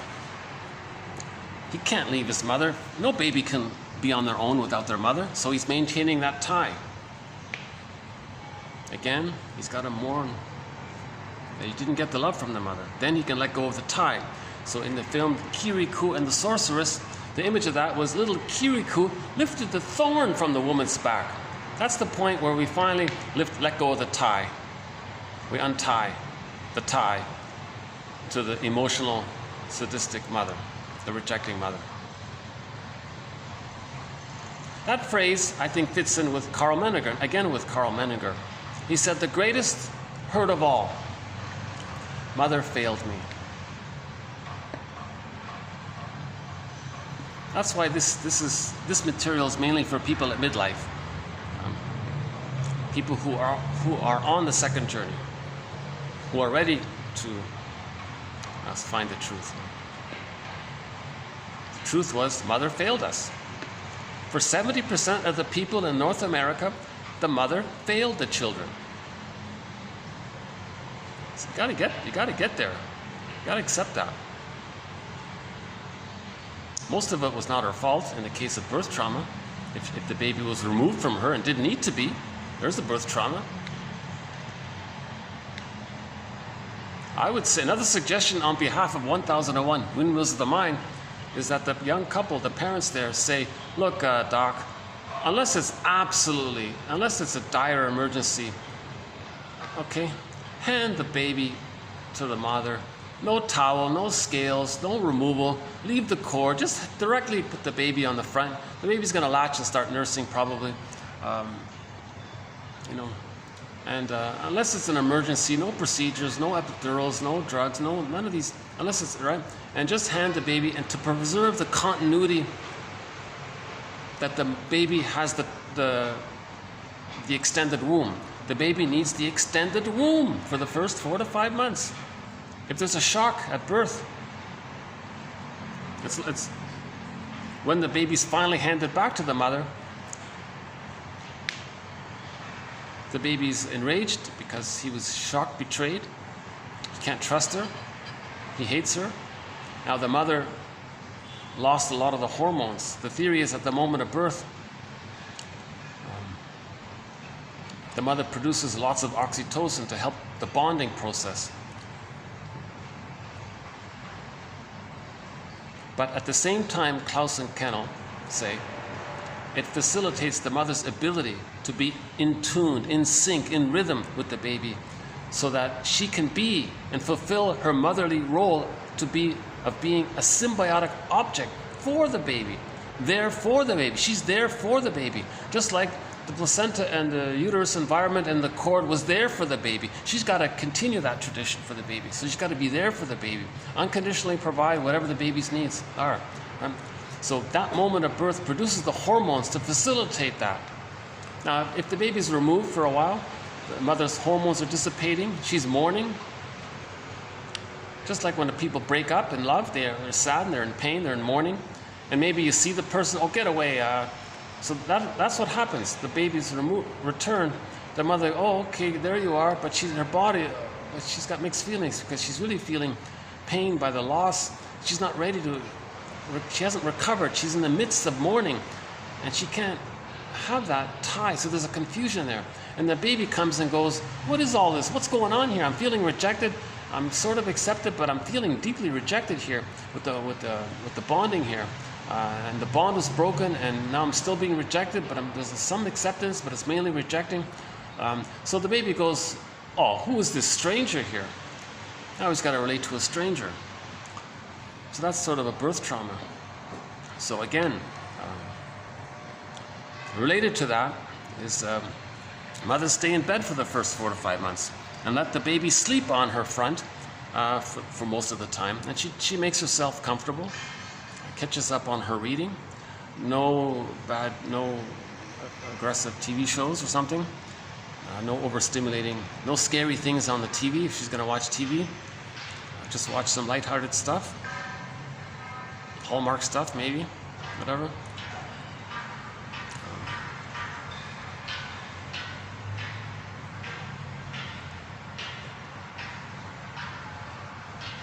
It's not too long, 4 to 5 months. Then the baby can start to hatch out. And she'll know when the baby's starting to hatch out of that mother-infant psychological blurring dual unity. This egg, the second egg, the psychological egg. So he gets the egg. This second womb, this extended womb is called the egg, the psychological egg. Then he starts to hatch out. If he's starting to hatch out, then the baby can be maybe nearby, separate. She can be around or something. Maybe at that time he can sleep in his own little cot or have his own little crib or whatever, or place to sleep near the mother. Still got to be nearby. The baby still has to see the mother the whole time. In other words, at that time, then the physical touching can they can allow that, and it probably needs to happen right at that point. Yeah. So there's a gradual separation from the mother. Now, when that separation starts to take place between 4 to 5 months, then the child needs the stage of mirroring, that his mystery, his uniqueness, is accepted by the mother. And the child sees that she sees that, because if she sees that, and because the fusion is still there, he can now see it for himself. The fusion is still there. He's just beginning to exit out of it, but they're still mainly fused. The fusion dissipates by 18 months, primarily. And it completely ends by the 3rd year. So the hatching out of the psychological egg is gradual. So Mahler, again with Mahler, the psychological birth of the infant doesn't automatically just magically appear with the biological birth. The baby has to go through this process of the extended womb, sleeping on the mother's front for 4 to 5 months, then the gradual separation and individuation from her by the age of 3. Now, if the mother herself is dysfunctional, not her, but her dysfunction, her traumatic script is blocking her because she's stuck and in pain and angry at her mother, and she doesn't have the love to offer the child because the mother herself didn't achieve differentiation. If the mother's too blurred with her mother, love and gratitude haven't entered the psychological picture, so she can't love her baby. Love and gratitude enter the psychological picture later on with differentiation. But if they're still in the fusion or unmet fusion or negative fusion, trapped in the tar pit of a negative symbiosis, prematurely ejected out of the egg, these kinds of things, love and gratitude haven't entered the psychological picture. The main emotions would be, the theory is, hate, greed, envy, spite, vindictiveness, schadenfreude, taking refuge in the infantile megalomania, the grandiose self, chasing the phantom glory of them being little gods, thinking that's their identity they got to chase. Now, because of the melancholia from the complicated grief, they're going to have the manic defense, control others, hate others, one-up others, those kinds. So those are the main activities. That's called the paranoid schizoid mode of experiencing. So love and related to that is part-object relating. If the mother's trapped, if the mother has stunted development there, she didn't get to the place where she could see her mother as a full person, whole person, and herself as a whole person, full person. She's just operating out of the part-object relating, meaning the baby's relating to the breast and what the breast is serving for the baby. So the mother has greed from that. Because to reenact the interaction with the mother where the mother was supposed to feed the baby and it got stuck there, when there's trauma and things are stuck at the place of trauma, they're going to reenact that. That's called greed in that case. So they want to take in symbolic goodness outwardly, symbolic mother outwardly, some material matter things that are valuable for the person. They're going, okay, so greed comes from that because they're going to reenact that they weren't satiated from what they got from the mother. But greed can't change the past. See, greed cannot change the past where the person got the love they needed. All the gold in the world, you can't put it in a time machine and convert it to the good breast mother and be fed properly. So that's maybe a graphic example of Sisyphus and the secondary delusion that greed can translate to the love you needed as a baby. Greed is a communication that the person didn't get the love, the basic love, the maternal holding environment. Greed means that the person didn't get the maternal holding environment. The maternal holding environment. That's a famous phrase by Winnicott. We don't have too many quotes from Winnicott, but maybe we'll get some later on.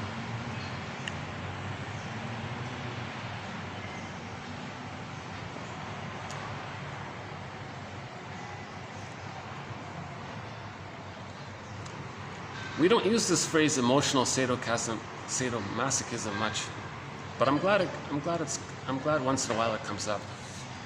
The therapist is going to approach the client's need to suffer or do something self-defeating, both because of thinking that they're no good, that's all their fault, unconscious guilt, and because this dysfunction was the way to be bonded or attached or to have the tie to the breast mother. Now, often the breast required this suffering as a condition, you see. Now, the mother doing this had a dysfunction. Right? We may describe this as emotional sadomasochistic interactions. Now, when all of this can be uncovered and clarified, right? When this object tie has been uncovered and clarified, it can usually be shown that the client, by not getting better or even getting worse, negative therapeutic reaction, things are getting worse when it should get better, or not getting better, just sort of stuck there, then they are engaging with the person in the present, some kind of reenactment or some kind of provocative struggle designed to either hurt the therapist because they're angry at the mother, or to reenact the punishing response from the therapist because to reenact how the mother shamed the baby, thus maintaining in the transference a relationship that perpetuates the tie to the original emotional sadomasochistic object. That's a good quote there, 2418. I think it's worth spending some time on that quote, yeah.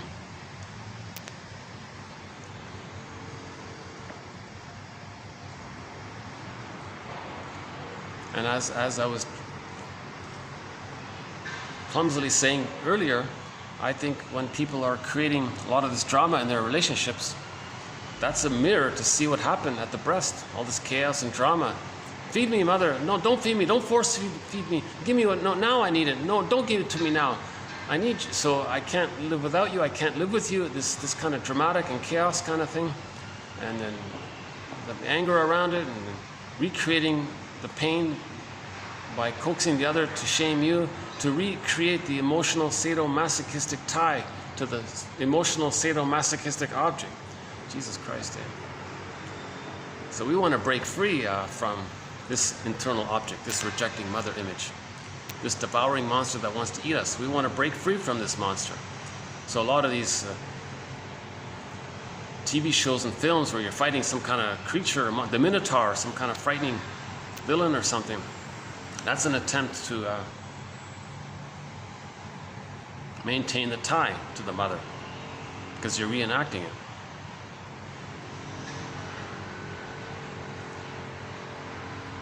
You can't be, if you're prejudiced towards somebody in the present, that's not going to break you free from that tie, from the imago image that you created in babyhood time.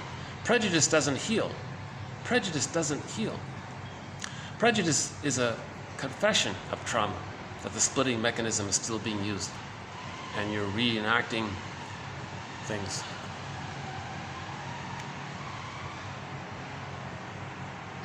That's what happens to babies who are traumatized. It's called suffer the children. Religion says, don't heal it, keep it going.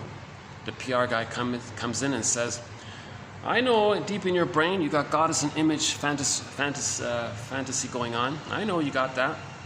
And I know why you got it, because that's how you dealt with the pain of anxiety.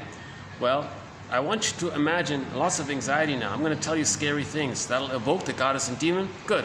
Now you go out and plunder because they're no good and we're good.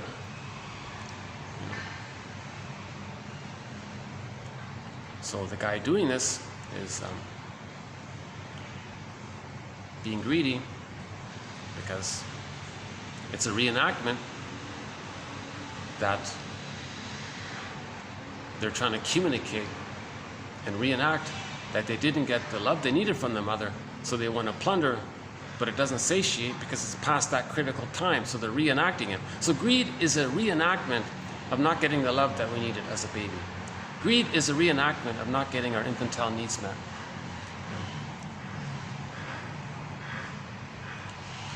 Now, another complicated thing about this is, do we have this quote coming up? We have a quote coming up from, what's his name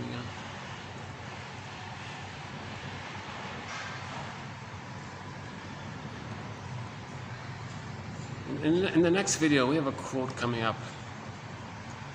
Hang on a sec, maybe I can dig it up here. That's sort of a follow-up to an earlier quote that was unclear to me. But this quote kind of Hinchelwood, this one here.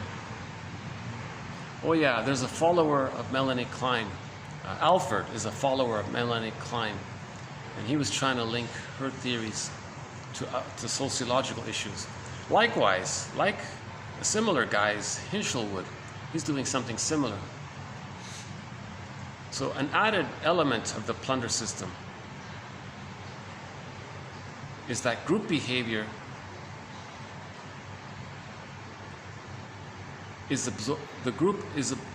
receives the projections of the individuals. And when an individual projects something about themselves into the group and the person doesn't admit it to itself, it's sort of feeding this group thing. And the group thing kind of operates out of the individual's projections. Now you have this group phenomena thing taking place. So each individual feels angry.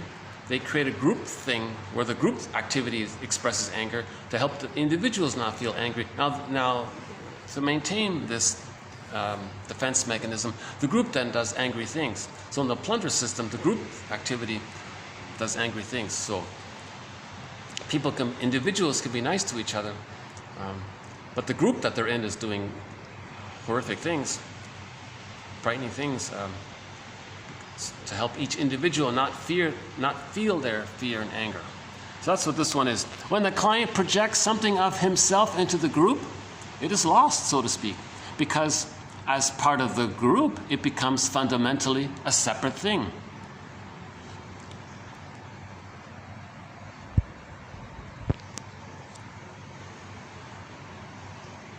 So we made reference to that documentary, something about the corporation is a psychopath or something. Because each individual is projecting their rage and greed and all that, their childhood trauma, into this group thing. So the corporation then acts out for the individuals. Then the individuals feel relieved and they can have a cocktail party. But it's all dependent on the group construct of expressing and externalizing each individual's disowned traits. So each individual has to, so I think what he was saying was, Alfred was saying, if each individual heals, then the group will function more humanely. The more right? A lot of work. I have a long ways to go on trying to understand group psychology. We don't have a thread on group psychology. but I got a feeling maybe in the future it's going to have to be a new thread. We do have a new thread on the psychoanalysis of crime, so we have 3 good quotes on that. We also have a new thread on the psychoanalysis of art. Got a few good quotes on that, mainly by Gilbert Rose. Said some interesting things. Due to space limitations, I wasn't able to get this other quote by Connors here. So this will be in the next video, but I can do a preview of it here. To my surprise, my battery's holding up here. 2.5 hours. So I'm going to get 3 hours on this battery here. This next quote, I am going to include it as a TQ quote because of the effect it has on people. I think this little anecdote from long ago, from thousands of years ago, from a wise man, I think we can apply it to the psychoanalytic perspective. Because I notice some people in the jargon, in the books, they quibble and quabble about things. Now, somebody reading this stuff might say, well, if I don't have an answer to what they're talking about, I'm going to forget reading. I'm going to forget psychoanalysis. All of this jargon, all this quibbling.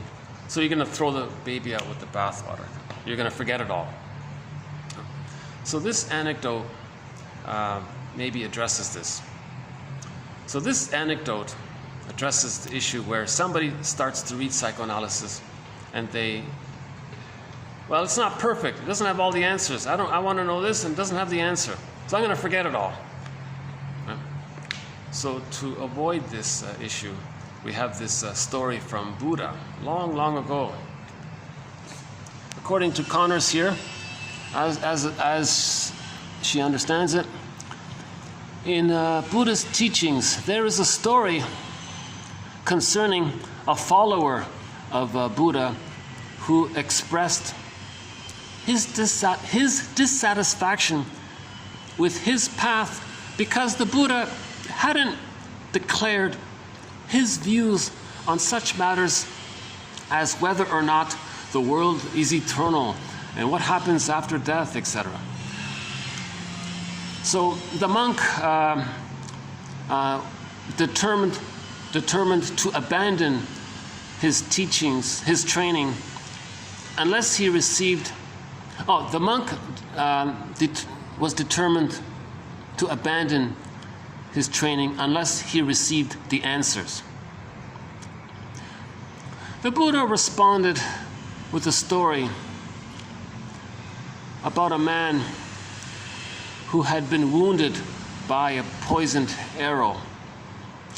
Although a surgeon was brought to treat the man, he stated that he would not permit the surgeon to remove the arrow until he knew the name of the man who had wounded him, where the man lived, and what his occupation was, what type of bow shot the arrow, what kind of feathers were on the shaft, and so on. Quote, all this would still not be known to the man, and meanwhile he would die. Okay. The Buddha emphasized the need to remove the poisoned arrow of ignorance without wasting precious time on fruitless speculation. So if we're tempted to reject psychoanalysis because of some little things it can't answer, some little philosophical abstractions it can't answer, because it doesn't have all the answers to some trivial things, and you're gonna... Okay. So that's a defense mechanism. You're finding some excuse to discount psychoanalysis, okay, because of the pain you're feeling and the confusion you're feeling about the healing journey. So you pick some little thing. Hey, psychoanalysis doesn't know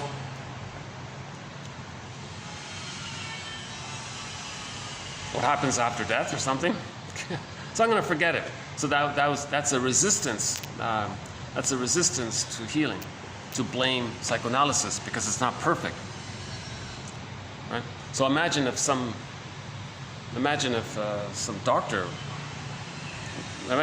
medical doctor were to say, well, I'm not going to heal this client unless I know the perpetrator's address or what kind of car he drives and what food he likes. And, I want to know about his childhood. I want to know things that are irrelevant for the immediate case at hand. So in other words, doctors are going to just jump in and heal the person. They're not going to say, wait a minute, so this person is in the emergency room. Well, I want to know what his father did for a living, and I want to know if his father was a smoker. I want to know what brand of cigarettes he smoked, and I want to know where he bought his cigarettes and what the price, how much he paid for it. And I want to know, did he pay with, how he paid? Did he pay with coins, or did he pay with cash, or did he pay with his credit card? I want to know how he paid, and I want to know, and so on and so forth. Meanwhile, the poor guy is going to perish if that's the condition. So likewise, in the psychoanalysis, we're not going to heal if we reject psychoanalysis because it's not perfect. So in other words, stay on the path. So this monk here might be encouraged to stay on the path that the wise teacher Buddha was offering.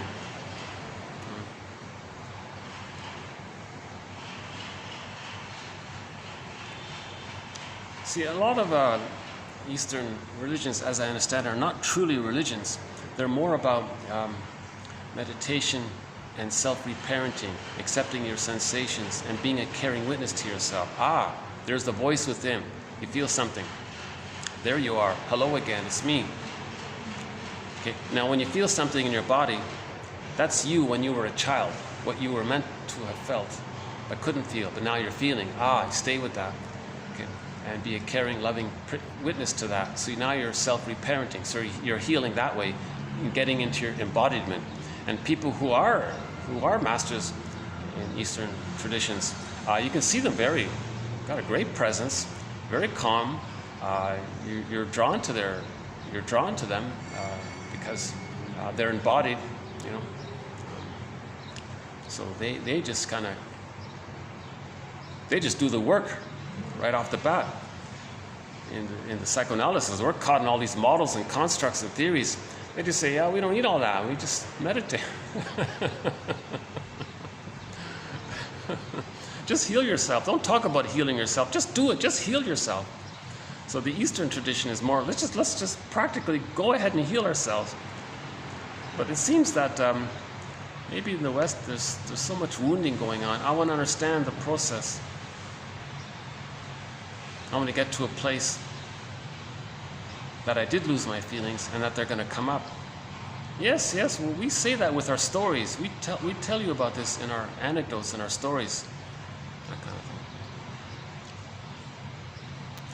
This is not a thread, unfortunately. We do have some great quotes from Confucius, who talks about projection.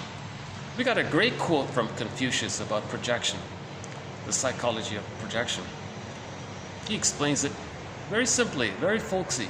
He says, quote, "When I'm in a party of 3, I always have 2 teachers. To the one in whom I see traits that I like and admire, I will be his student and study from him. To the other in whom I see traits that I don't like, I will search for those traits in myself." So Confucius was already teaching his students to own their projections. You say so-and-so is this and that, that's a mirror for you to see what is within. Search for it within yourself. Know yourself. See? So Confucius was a psychotherapist, we could say. Right? Psychoanalyst, if he's talking about projection. Much more than that, of course, but that's just one thing. So when you're tempted to give up your studies, this quote might be helpful. I'm not. I see the value of the psychoanalytic perspective. So I try to post as many videos as I can. I want to get as many quotes as I can out because I see the value in it directly. I want to learn and understand this. If I'm confused, I'll update it later on. So we now have 2,421 therapy quotes in this area.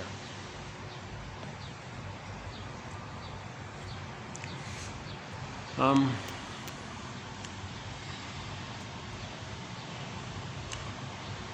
else did we do here?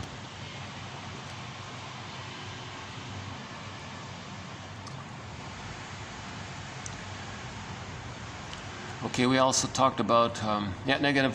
So TQ 2418 is related to our thread on what's called negative therapeutic reaction, NTR. Right? You're still too tied. You think you want to do something that's good for yourself and it doesn't work, you're still too tied to the rejecting mother image. You didn't face complicated grief. You didn't mourn the loss. You're still too tied. If you can't mourn losses, it means you're still too tied to the emotionally sadomasochistic object, mother, the shaming mother, the rejecting mother. You're still too tied to her, and you may have even become her and act like her. So you're very tied to her if you act like her and you've become her. Even more so if you've become a caricature of her in your anger to show her up, and you're going to act like a ridiculous version of her. Look, world, I'm acting just like my mother in an exaggerated way. I'm going to do really ridiculous things. I'm going to shame my own child because that's what my mother did to me. So you're a caricature of her. You're an angry cartoon version of your mother, you see. So that means you're still tied to her. Right? Because that's the script, that's the template. That's the pattern that got frozen. And you're trying to, when something's frozen, you're going to reenact it until you thaw it out. But Russell says, you can have 20 lifetimes, you're not going to thaw it out. Until you realize that your reenactment is a mirror. Then you look in the mirror, and like Confucius says, you see how it's within. Now, Morton Keeson adds a bridging step. If you're triggered by somebody or something, and you're saying all these things about the other person, they this and they did that, you're a mistreating heart, and you're a betrayer, and you're a heartbreaker, and all these things, you're a gaslighter. The word of the year for 2022, gaslighting. Okay, take all these things that you're saying about the person in the present and shift it over, direct it back to the true source, the parent. Notice how these things you're saying is really meant for a parent. Right? That's a bridging step to then look that what you're feeling is an intrapsychic experience because you're operating out of imagos and memories that are elaborated and exaggerated. So that's why it feels so intense and painful, because things have gotten blown up inside. Images are exaggerated. In the primary process thinking, it's pictorial, and emotions are infused in the pictures, and things to describe the emotion, the picture gets exaggerated to describe the emotion. So the devouring monster that wants to eat the baby, this exaggerated emotion is the baby's way, it's the psyche's way to describe the baby's rage, right? That's a good point there, isn't it? Right there. Right? These exaggerated images are to account for the baby's feelings.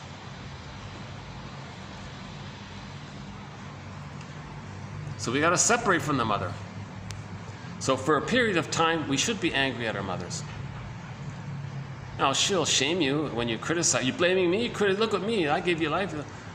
Virginia Satir says, she said to an audience, please, ladies in this room, don't ever say to your children, you owe me because I gave you life. Please stop doing that. Stop it. I like what she said. Virginia Satir. Yeah.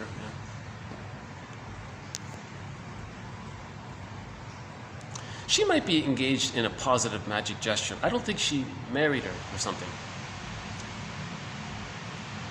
So, because of her family issues. So she's saving all these families out there as a positive magic gesture. Look, mother in the mind, I'm trying to heal all these women out there because I wanted some kind of healing, positive thing with you. I'm giving them what I wanted you to give me. I'm giving support, love, and understanding to all these women in the audience. Well, I wanted some love and understanding and support from you. So that's what I mean by how positive magic gesture might be an element of sublimation or an element of love heals the world. And it's okay. It doesn't have to be perfect, right? The love, right? In practical terms, it's transference love that makes the world go round. Transference love, not practical terms. In dysfunctional terms, it's transference love that makes the world go round.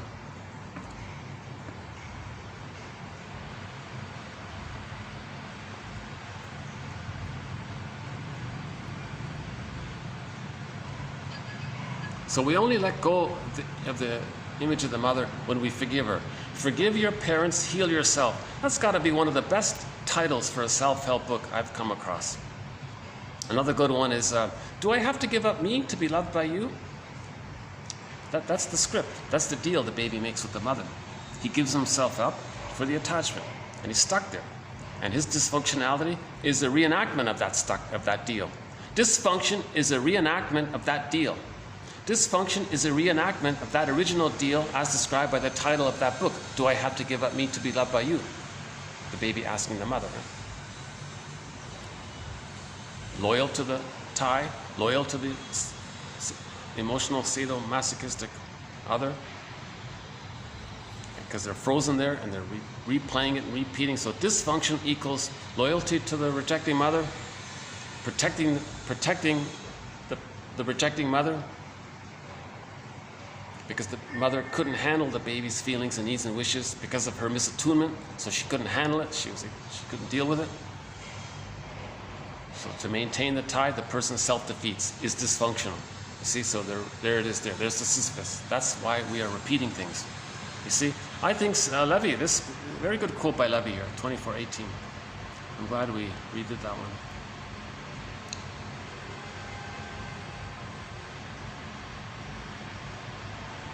Okay, the other ones from Bennett and Connors are okay. Okay, maybe I'll slowly start to wind down here. Oh yeah, the bag song. What is she? You know, the reason I'm going to play this is because I played this song in the summer. But my summer videos got deleted somehow. 17 of my very best videos. I was outdoors on the shoreline, birds flying around, water, waves, nice environment. Yes, there were some mosquitoes, but that was okay. I was getting views. That's the funny thing. Suddenly I was starting to get viewers. Now I'm back to no viewers. At the time of now, I have no viewers. 17. Those are my best videos because I was in a flow. I was in a good space, outdoors, and we talked about. We had a great discussion about prejudice, Melanie Klein's theory about the positions. We did some self-help exercises, lots of songs. So I'm now trying to replay some of the songs that got lost. One of them is Katja Epstein's song called "Was hast die?" What has she? What does she have that I don't have? Was hast dies? Was hat dies? Something. Fun. I'm just playing sort of a fun song. Katja Epstein's German rendition of the song "Windmills of the Mind" is our theme song. So we're going to play a song by the singer of our theme song. And this is in English. It's sort of a fun song. What's her bag? So she's a little angry and jealous that the guy she likes is hanging around with a floozy. What does this floozy have? You know, all that makeup on, you know, she's covering something. That padded bra, maybe there's not too much really, maybe she's not that authentic. She seems superficial and trite and very girly. Why are you attracted to her? You're an intelligent man. What has she got that I don't have? What's her bag? What's her game? What's her racket? I think we should modify what's in her bag in the unconscious, because maybe what's in her bag is a psychic structure that's similar to the man's psychic structure. They can both reenact the past and the present with each other. But the woman feeling the pain of losing the guy she liked, she's angry about it. So she says some blunt things in there, which is funny. she says some things that maybe nowadays we might not say too much, but you can hear the lyrics. It's pretty clear. She sings very clearly. And she says, you know, I think you're on a midlife crisis. Are you on some kind of midlife crisis? You're going to have an affair with a younger, floozy woman? Aren't you too young for that? Aren't you mature? I thought you were wiser than that. But tell me, what is it that she's got that I don't have? You know. So she's a little jealous and angry, of course. So let's just play the song. Funny song. What's her bag? Oh, that was the volume. Hang on.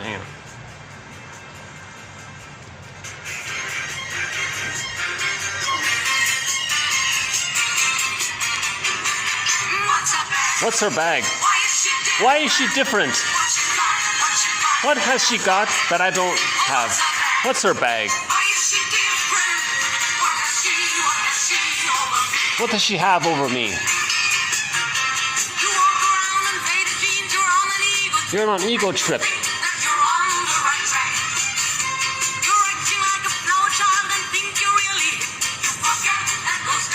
You think you're some cool dude.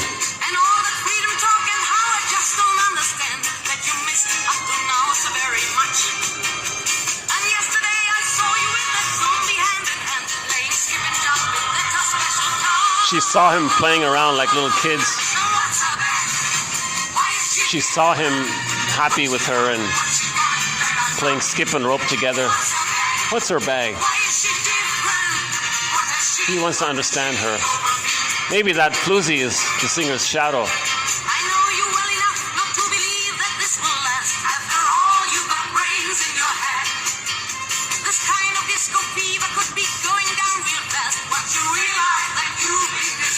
You're going to be misled. She's pretty, I admit, but all that makeup weighs a ton. She's younger than your type has ever been. Her makeup weighs a ton. She wears a padded bra, so too much can't be She wears a padded bra, so too much can't be going on. What's her bag? Why is she different? What she got that I don't? What's her bag? Why is she different? What has she over me?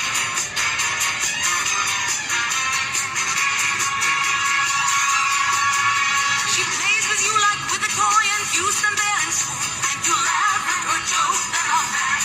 She's teasing you like plays with you like a toy. Isn't it too soon? Well, whatever it is sad. It is sad. What are you doing? Baby talk, that is something you abhor. She uses baby talk. Sounds like a cow. When she giggles, she sounds like a cow. Sweet, but all this woman is a bore. For the last time, tell me. What's her bag? What's her bag? What's her bag? What's her bag? What's her bag? Why is she different? What she got that I don't? Oh, what's her bag? Why is she different? What does she over me? Okay. That's a fun, jealous song, right? Insightful song. And she puts the girl down, of course, to make herself feel better. But maybe that floozy girl is sort of the singer's shadow. Maybe there's a rebellious, indifferent, carefree, careless little girl in her that wants to act like that. So maybe that girl is acting out. Now the guy, yeah. So why would the guy dump a high quality? I'm talking about the song, not the singer. Like an intelligent, attractive woman, why would he leave her for someone who wears makeup, a ton of makeup with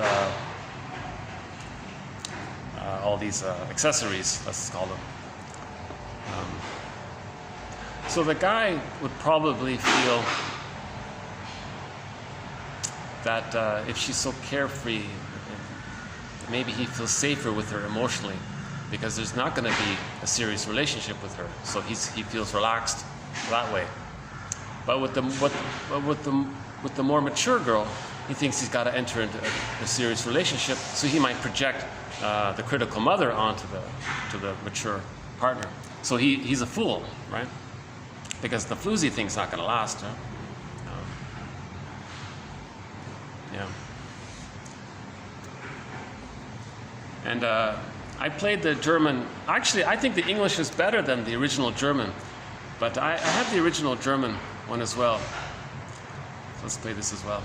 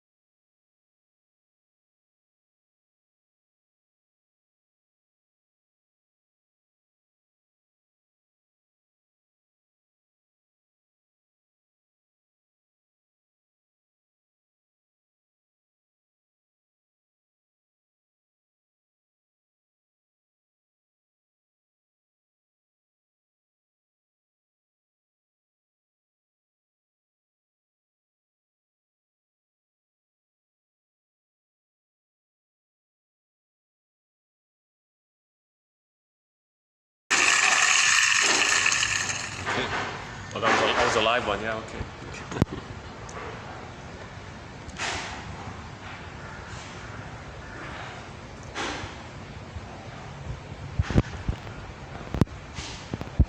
Yeah, I imagine it works the other way around, right? If a guy is dating a girl, but she dumps him for another guy, hey, what does he have that I don't have? What's so special about him? Well, maybe the question should be, what's in his bag? The unconscious. What's in his unconscious?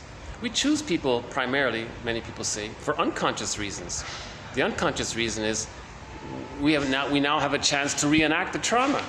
We want to replay and reenact to see if we can magically get a better outcome for the past. It can't be done, but we have this hope for it. So that's why maybe we choose people for unconscious reasons.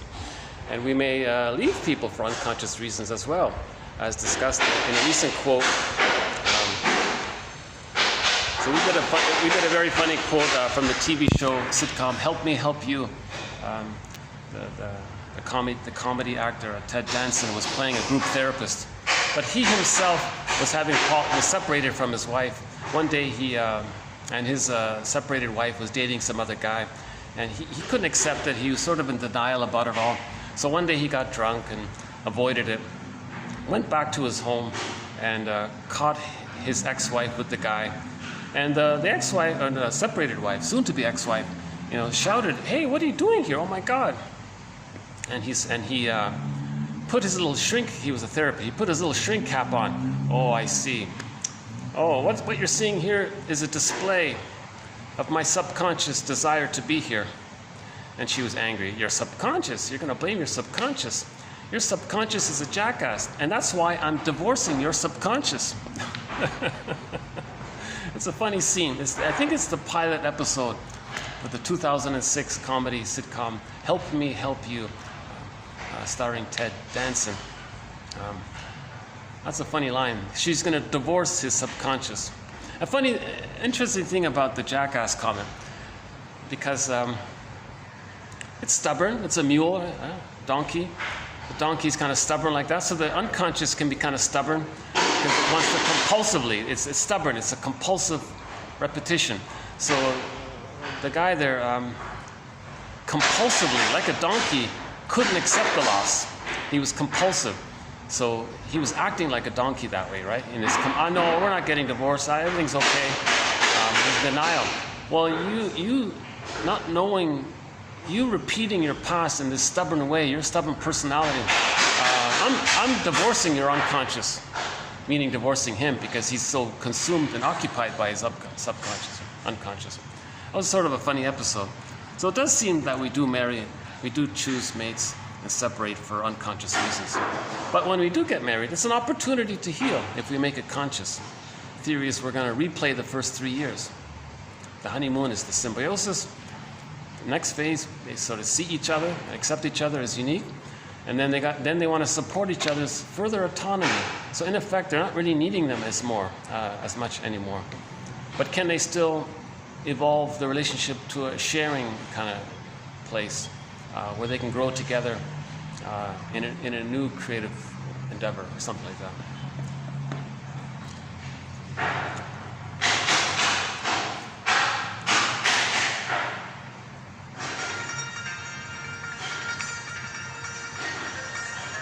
I mentioned White Bear King Balaam.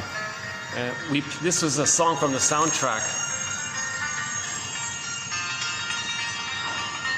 This from the movie Polar Bear King, which was a film adaptation of the fairy tale White Bear King Balaam.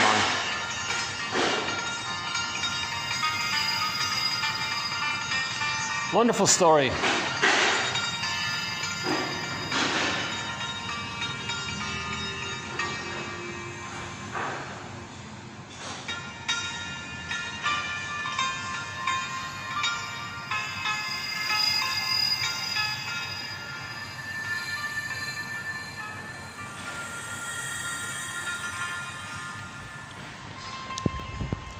Okay, so I'll close the video here for today. So thanks very much. This has been TQ 2417 to 2421.